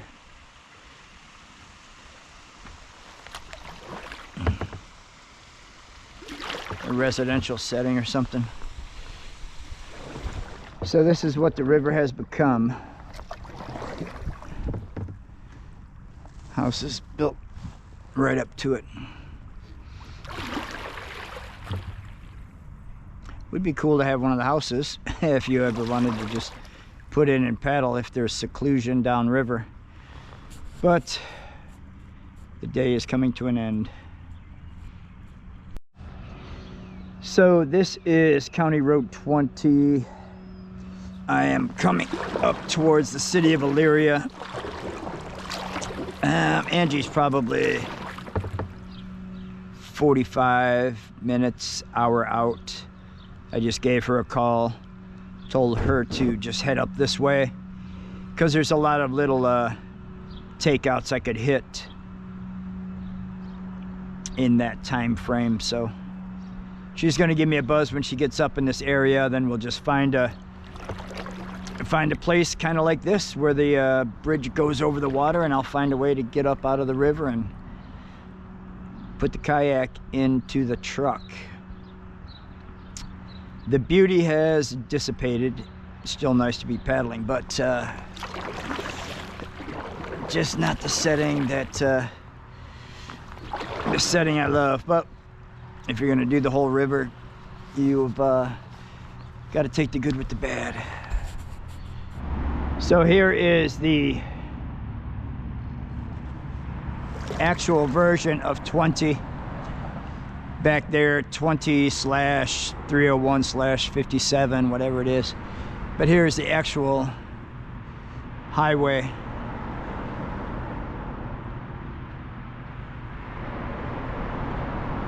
Looks like they just worked on it. I wonder how many swallow nests they had to remove. It'd be a tough day at work if you had to remove all the swallow nests. I don't know what you'd do with the young ones. Glad I don't have to do it. So there's a lot of water that I hear right there. Stay up there. I'm gonna walk ahead and see what's going on right here. That's the problem with that. We're doing unmapped pieces of water. Is it? There isn't a whole lot of information to find out what in the world is going on. Whew. Oh, my knees have been in that position way too long. They did not want to unfold and bend. Whoa, yeah, it's a huge drop. What in the world? Looks like a dam. Woohoo! This has been par for course. Houses all along the river. Yep, sure enough is. Ooh, that's a big old dam too. Wow. Well, hopefully nobody gets upset. Oh, you know, I did see this one on Google Earth. I thought it was at 22 miles, so I didn't think I did 22 miles already. All right. Get this boat up out of here. Put back in on the other side. Well, look at that. That would not be fun to go over.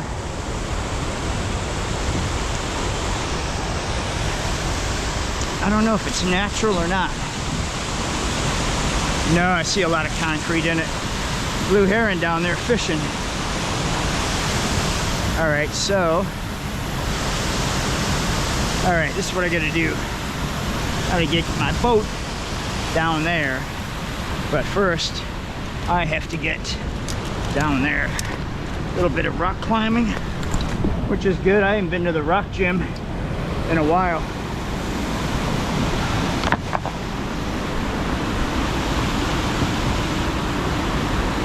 Woo! All right, easy does it.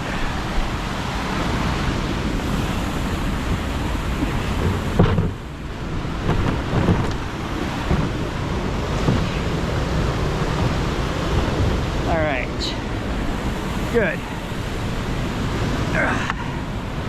Whew.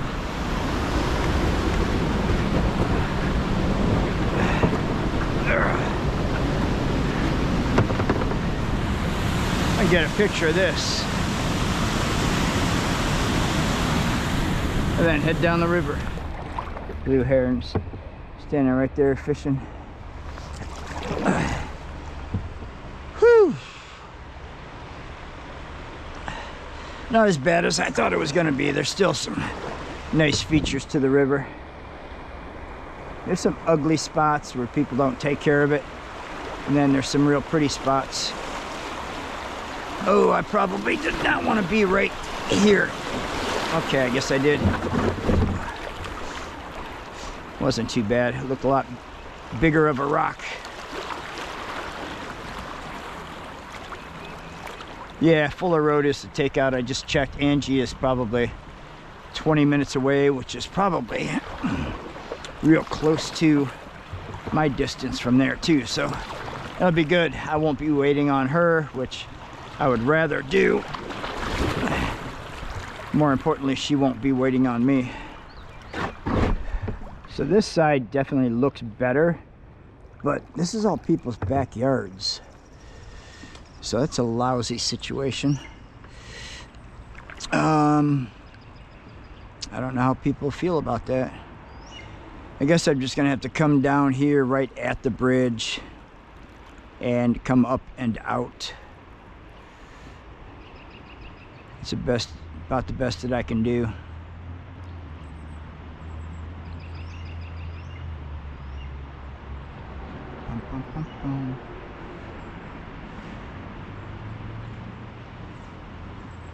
All right, let me see if I could make this work. Yeah, I'm gonna go right under the bridge and then come up alongside it maybe.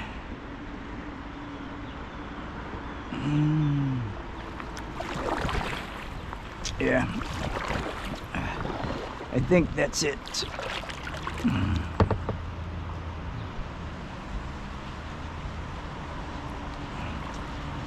No easy way when you're kind of doing it all on the spot. Oh, this is going to be a blast. Yeah, let me get on to the other side, I think.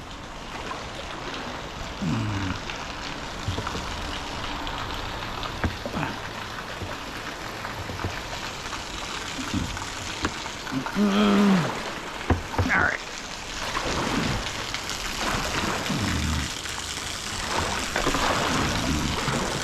Let's see what we can do. So that's what I'm gonna do. I was gonna go up here to this house and ask if I could use their driveway to take out, but I don't need to because I got enough shoulder here. There's a good size pull off right here that I can park the truck at. I just need to go back down and get my kayak up to the road level. So that will be a very interesting endeavor.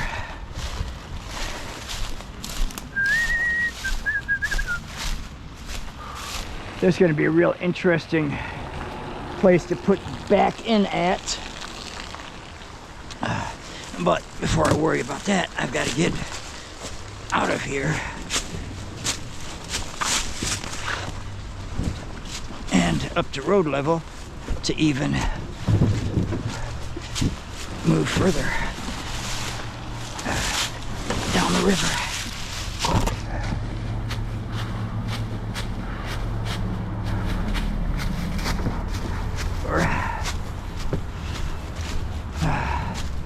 Whee!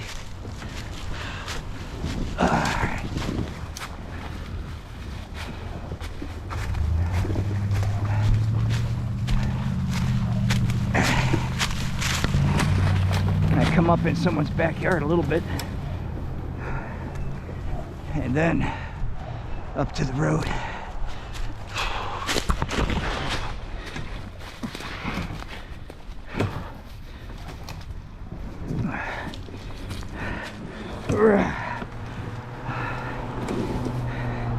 Now that will put a burn in your legs. Whew.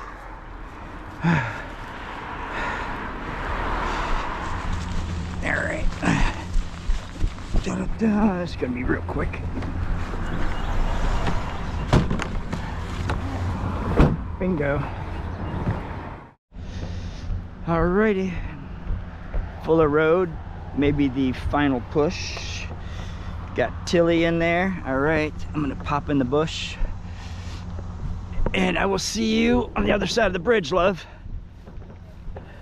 Love you too. And yes, this is a little bit of trespassing.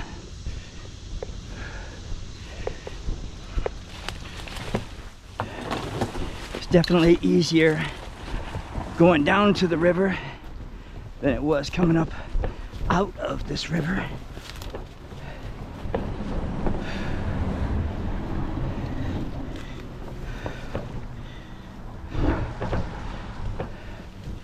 And this is why, unfortunately, this boat is starting to get really thin on the back also. No other way to do it when you're doing stuff like this if you're by yourself.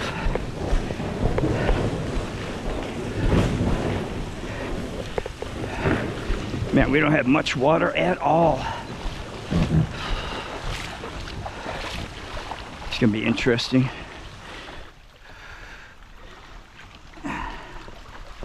I don't know if I'll be able to float this. All right, love, gonna give it a try.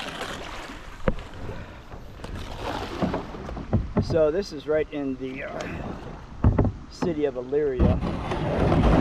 I'm hoping that I should have picked a better route.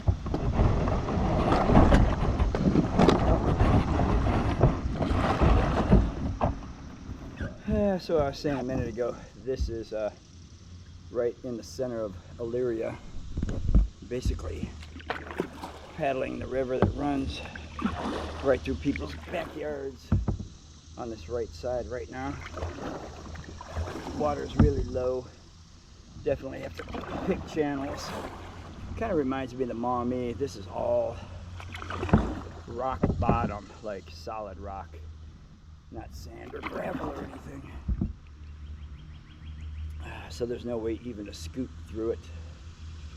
The bottom of this boat is thin enough as it is. The least amount of scraping that I can get away with doing, the longer I'll be able to keep this boat. before looking for another perception. But I'm looking forward to getting past. I think there's 3 dams.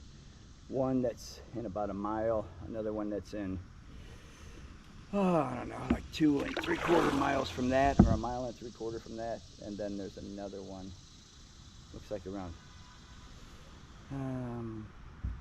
I forget what the number was. I'm just gonna use my ears more than the measurements. Listen to what's ahead. And I think about 8 miles from now, the west branch joins up with this east branch and forms the Black River, so hopefully it puts in twice as much water. This is just like the Maumee.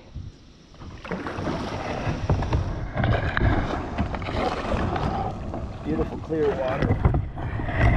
Very middle of it. A lot of scooting. A lot of walking. Then you come into a 5-foot deep channel. So it's paddle, paddle, scoot, walk, paddle, paddle, scoot, walk. And it looks like it's going to be that way for a while. But I've been here before. So I hear some water up ahead. Not sure if it's just going through those shallows or if it's that first dam. But a lot of walking, just like the Maumee. But a lot of minnows, a lot of good signs of healthy water, which is really surprising because I thought the Black River was notoriously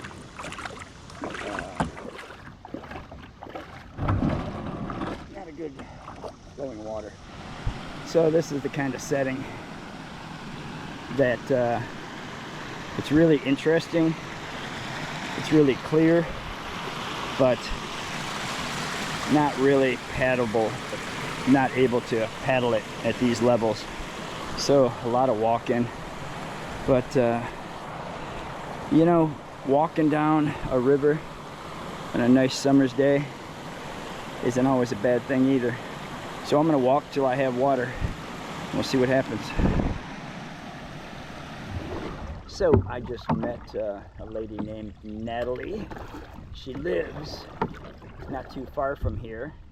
I'm actually gonna use her property to get up out of the river and around this dam that's coming up.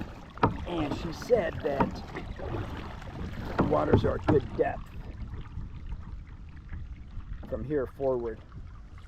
But I don't know if she's meaning only up to the dam or the other side of the dam. I'm not sure.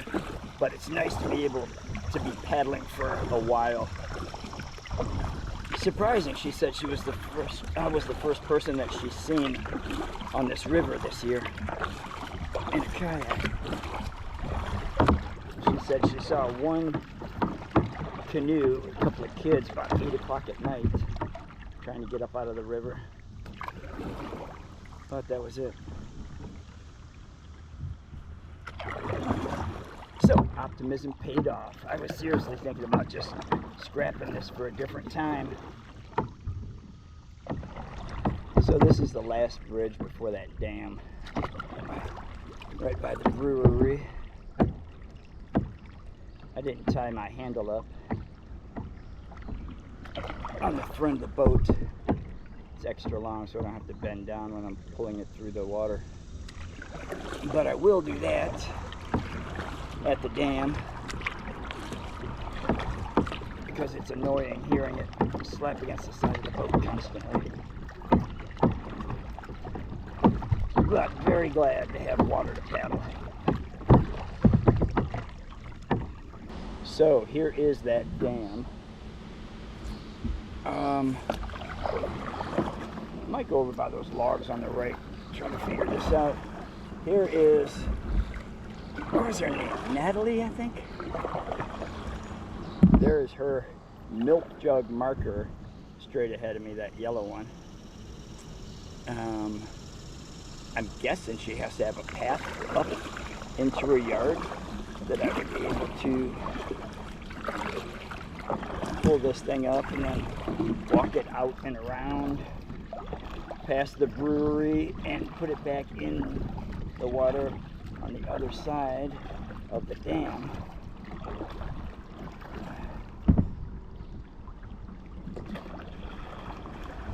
Man, that is sketchy. How in the world? Oh, I see. She's got a rope that comes up there. Okay, I gotcha. All right. All right, let's give it a try, shall we? This is Natalie's takeout. Woo! Man, that is deep. It's like 3 foot deep right there.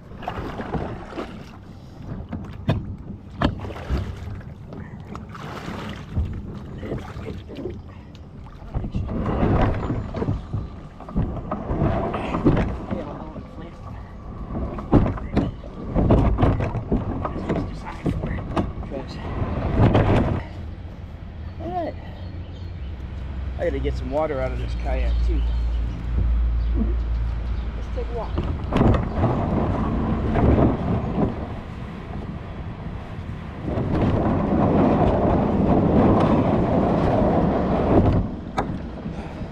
Okay, so I came up out of the river over there by that yellow house with permission. The Unplugged Brewery said I couldn't access their property to put back into the river. You know, just legal liabilities.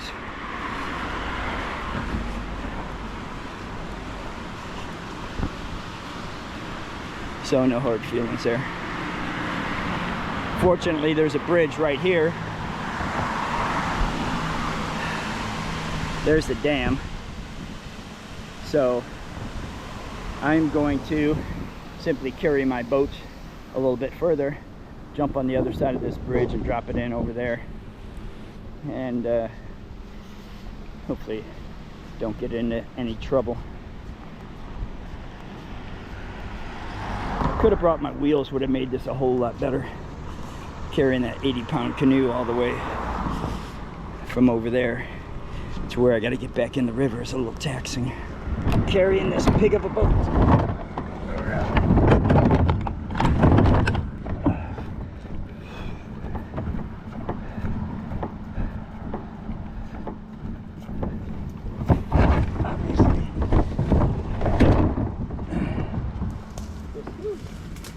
Dude, I don't even know if I can actually make this work.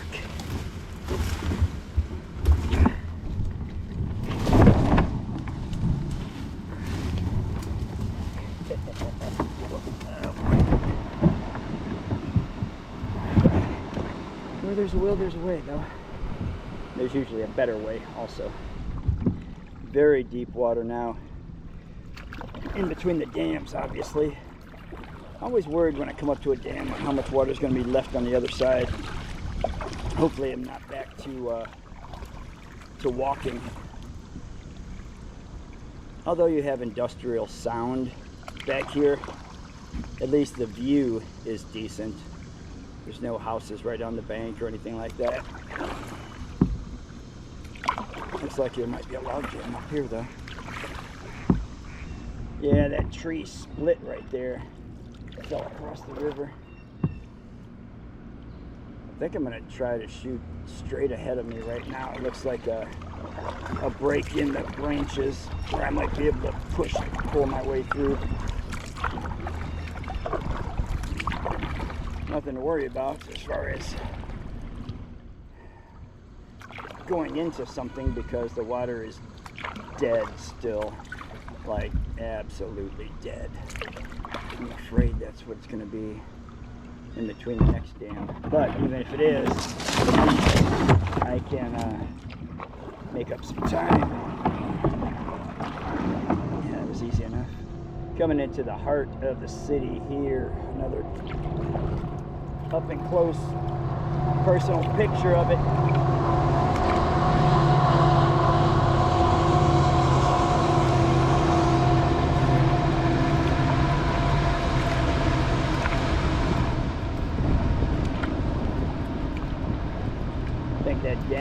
far up from here.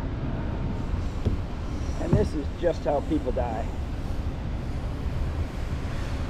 Not even knowing that they're about to, if this water was flowing fast and you weren't able to get over to that right bank, because the left bank isn't going to give you a whole lot to hold on to. You go right over that edge into the washing machine probably.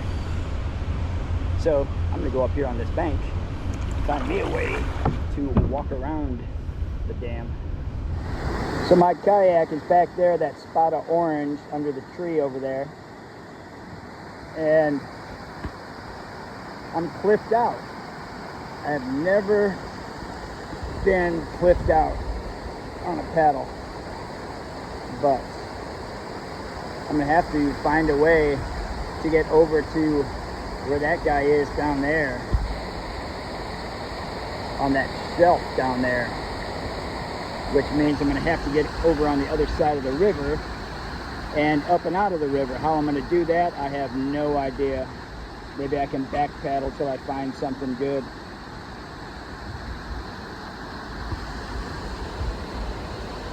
If I had my 100-foot climbing rope, I could make it work, but I don't. And I don't feel like dying today, so I'm not doing anything stupid. This is exactly why there's no route for this river.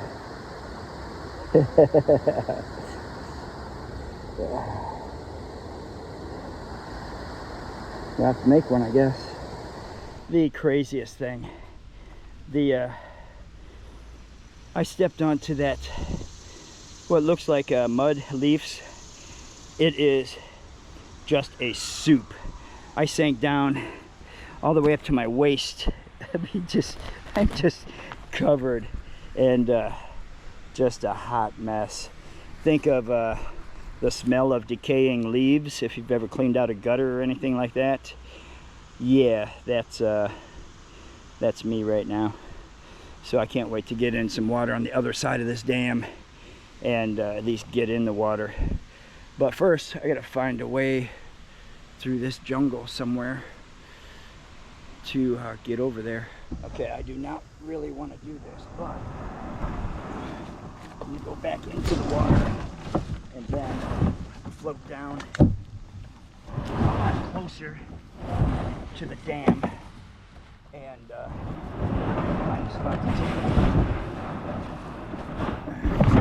it. Try not to roll this over, which is not going to be an easy feat.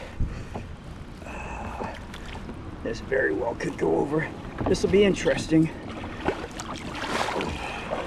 Hey, look at that. I really thought I was going to roll. Now I was going to go for a swim. All right.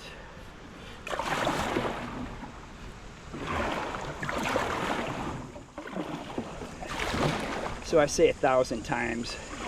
This is only because there's absolutely no flow to the water.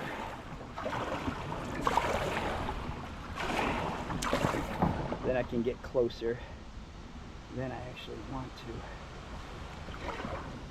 Okay, it looks like this is about my only option.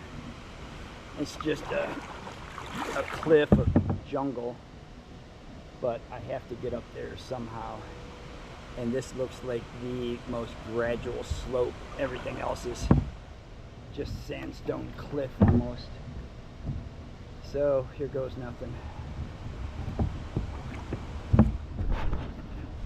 I cannot believe I was able to do that. Oh my gosh. That is the steepest, hardest hill I've ever come up with a kayak. Oh, man. Unbelievable. But up on level ground now. So I can work my way this way past those two big drops, find a way somehow to get back down to the river.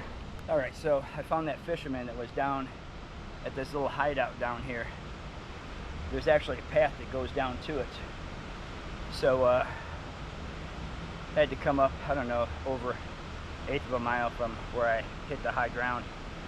I'm gonna take this path down into the water, see what that's like. He said it's a lot of places shallow, then deep holes, big boulders, mix of everything. So we'll see what the next few miles holds.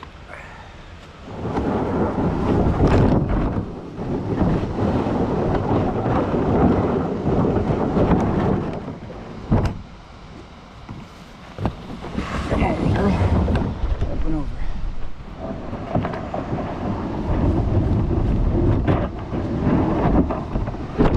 Bug in the eye. Bug in the eye. That was probably the most difficult portage I've ever done. But there's just nothing I could do. All out here, this is all cliffs over here. I could get to that first landing up at the top falls, but I couldn't make my way down without a 100-foot climbing rope. But definitely beautiful. I mean, it's really pretty from here. Nice feature.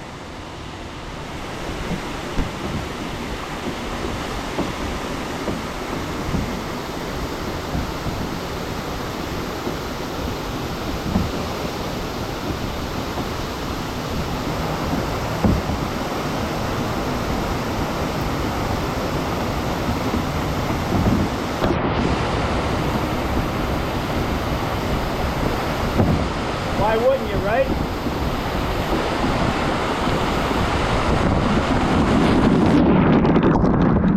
Woo! That was refreshing. This is really pretty. Almost like a little canyon.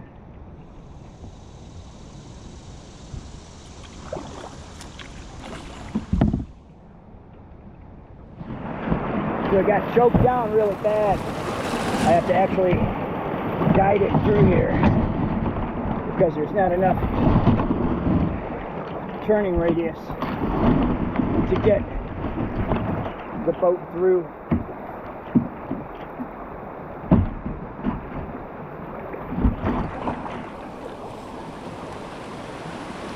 Definitely tricky. I do not want to get in any water fast enough to get me wedged, snap an ankle. So, extra caution.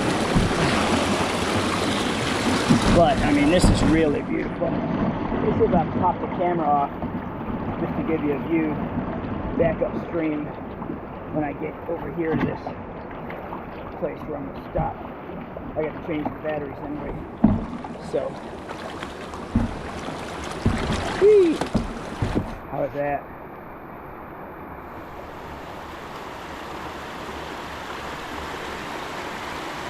This is a beautiful little section. Really tough to get to, but really pretty. You have to see how it continues on.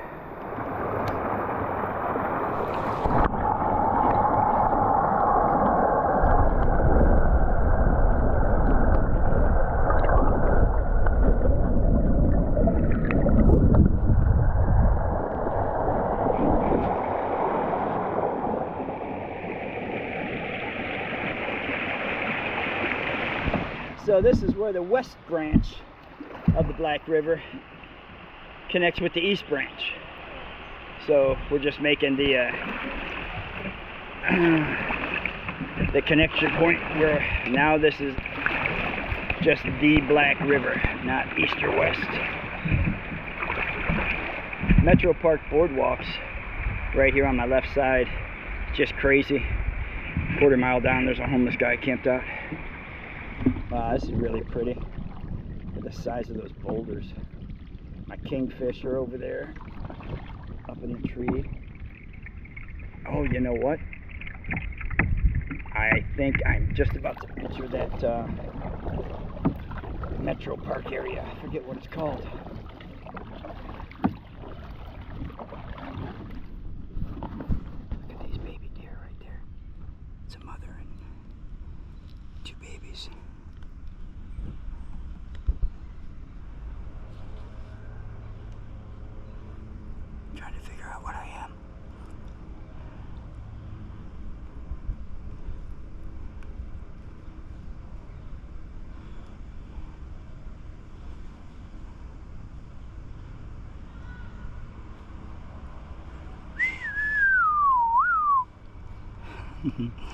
That's awesome.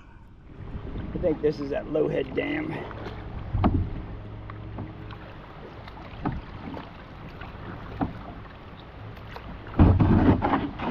Yeah, it's got some channels that the water can pass through. Didn't see that coming. Off this rock. Come on now. There we go.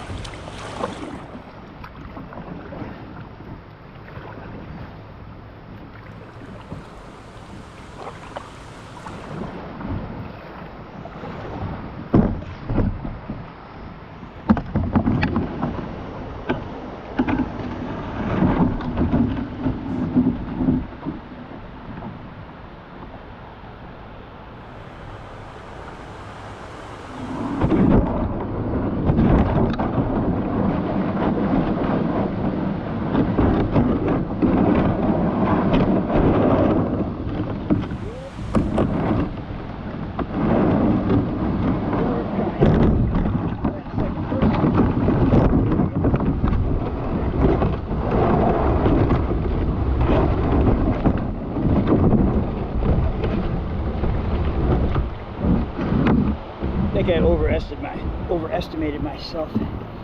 These 85-degree temperatures are a little too much for me. I don't do heat well.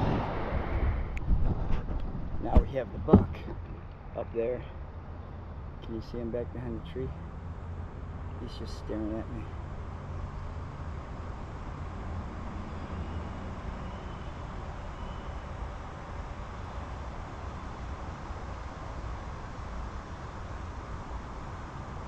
A lot of kingfisher through this area. It's nice.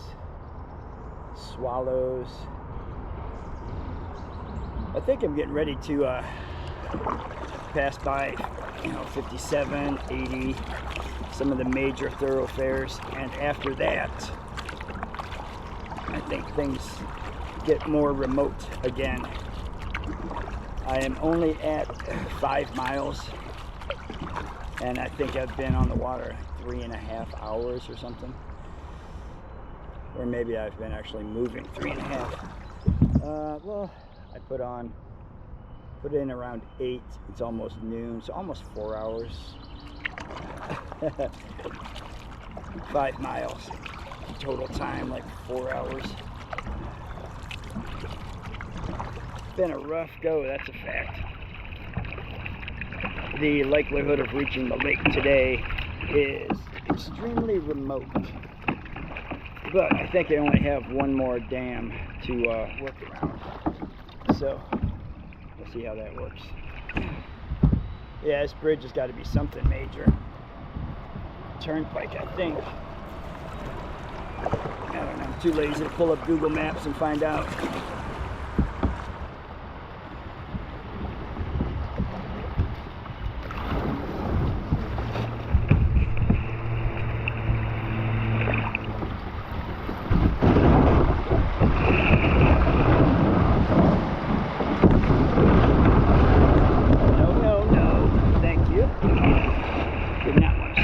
Into that boulder. Yeah, so I think it's going to start getting more secluded up here. A little bit different terrain now.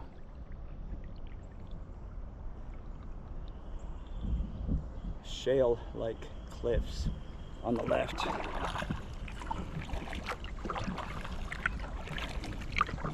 When this rises, the river flows over to the right and engulfs all this land over here.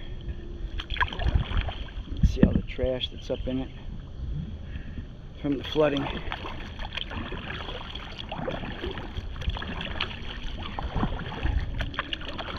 Lots of kingfisher through here. That's been nice.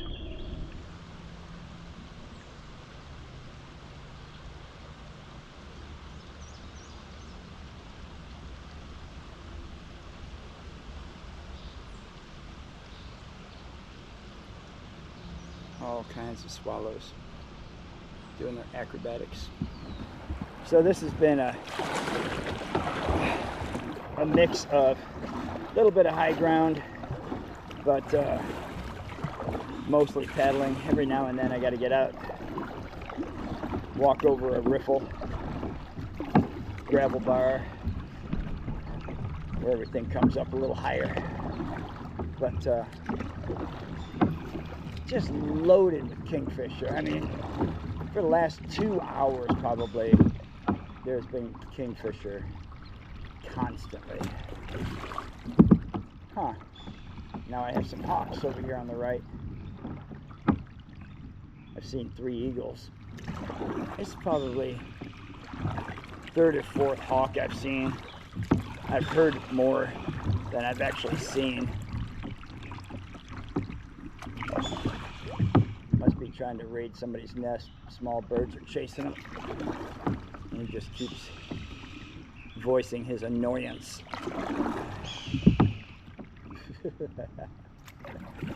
They just will not let him alone. Deer just hanging out right there. What's up, buddy? Just paddling down the river. Oh, still here. Don't want to hit that rock. I knew that was coming. Hi, buddy. Why aren't you running away?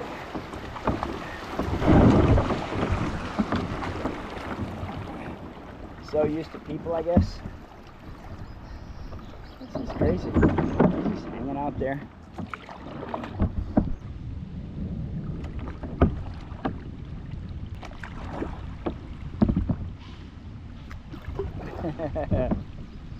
Just coming down the river to get a nice drink of water.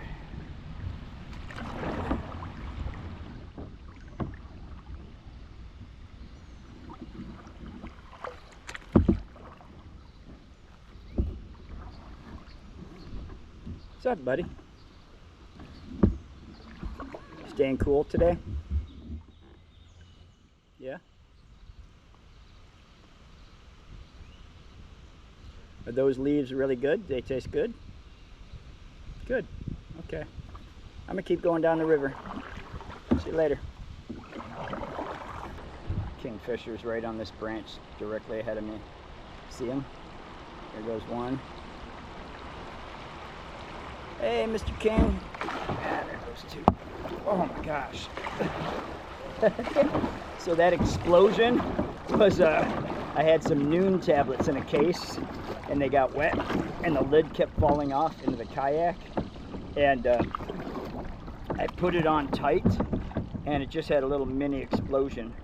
Just blew the lid open, blew the pocket open on my life jacket. It's funny. All right, so there is the bridge. What is that bridge?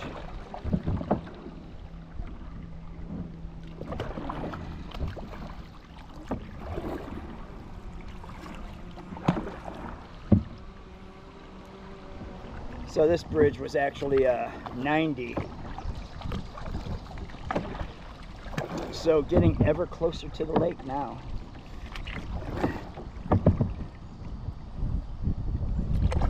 Maybe I can finish this today. Just be a long day perhaps, but I have been paddling almost continually. Very rarely have to get out of the kayak, which was the exact opposite of the first 2 hours this morning when I had hardly any water and was very rarely able to paddle any stretch of time.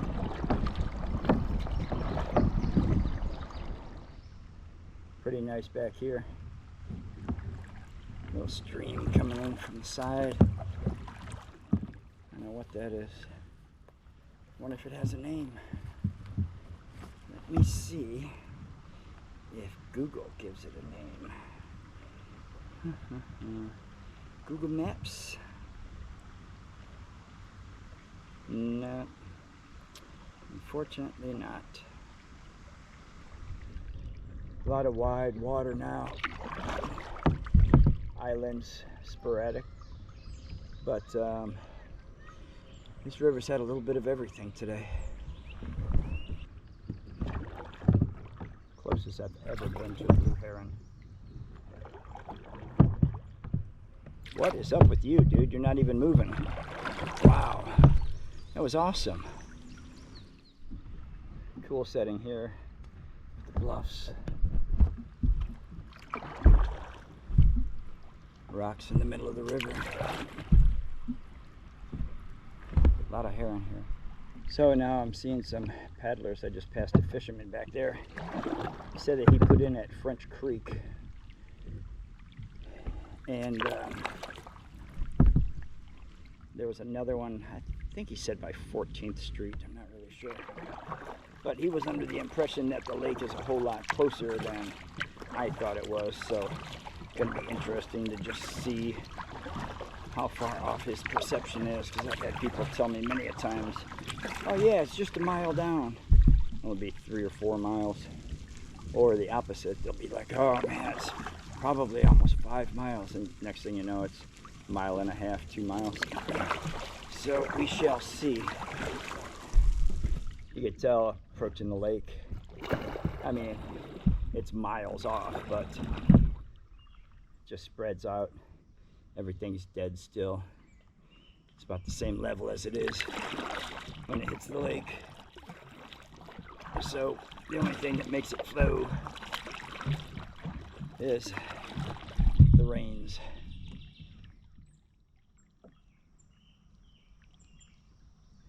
So this is where the French Creek comes into the Black River. And I think there is a launch not too far up that French Creek right there. So you could put in and then come down the Black River that way, heading south, or probably take this all the way out to the lake from that launch.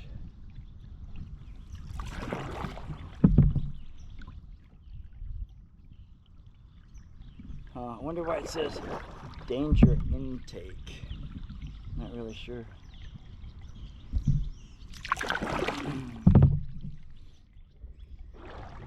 Well, this section here is probably not the most scenic. I imagine this is all landfill. I could be wrong, but this kind of mounding usually indicates a landfill. Of course, I don't see any pipes coming up out of the ground. So, who knows? The right side is pretty scenic though. Nice woods. Healthy riparian zone. See what I mean? Water's dead flat though, dead still. Man, I don't think I've ever had an easy final push to the lake. Seems like that wind kicks up every time I have to do it. Running into a really strong headwind right now.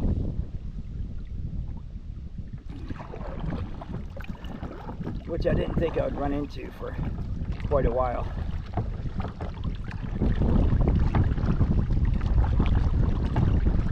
Called Ange, told her to pick me up at the Lorraine boat ramp. So when I punch out into the lake, I go out into the lake, hang a right, and then come back to that Lorraine boat ramp.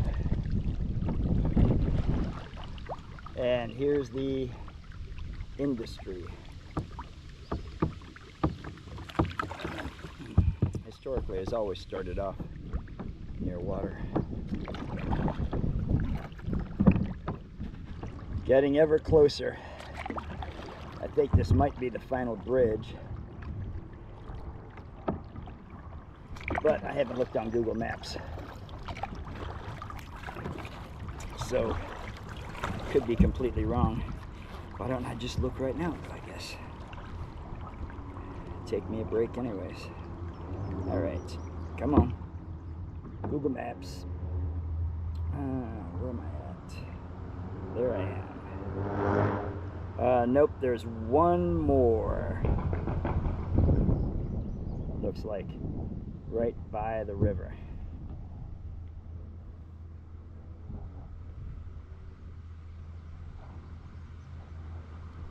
Believe one, oh, maybe 2 more. Yeah, so much for that. I like those little incentives like, oh, maybe this is the last bridge. Nope. But now I know that I have this 2 more. So chip away at it piece by piece. So this is the second to the last bridge, which is just for trains. And there's a marina right up here. So growing ever closer and closer to the lake.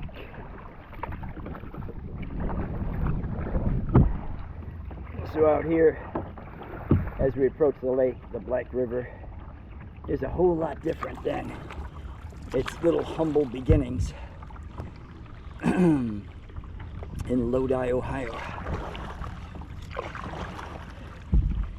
It's been quite a journey. The river's had a little bit of everything. Today, it's had a little bit of everything. Some crazy beautiful places, some crazy painful portages, and a whole lot of dead still paddling for the last couple hours. But I think this is the last bridge up here. Punch into the lake, hang a right, get over to the Lorain County boat ramp, or Lorain, City of Lorain boat ramp, and go smash me a couple of cheeseburgers or something. And here we are. There's the breaker wall. Now you're allowed to have wakes out there, so I am not going out there to that little outlet. Most people are pretty decent, but some of them, they're just not that decent. So I'm gonna hang a hard right. I'm gonna go over the Lorain boat ramp, and hopefully Angie won't be too far behind me. It's been a journey. So the final stats, 19.7 miles, 2.2 average speed, and let me see, 8:30 to 5:30, 4 or 5, so 9 hours.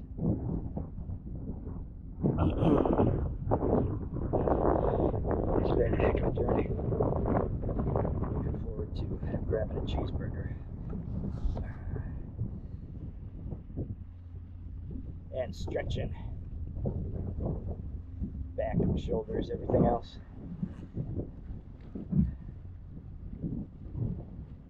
That's pretty cool. That heron was just standing there by that little tree that found a way to live. That's pretty cool. That's it. All done.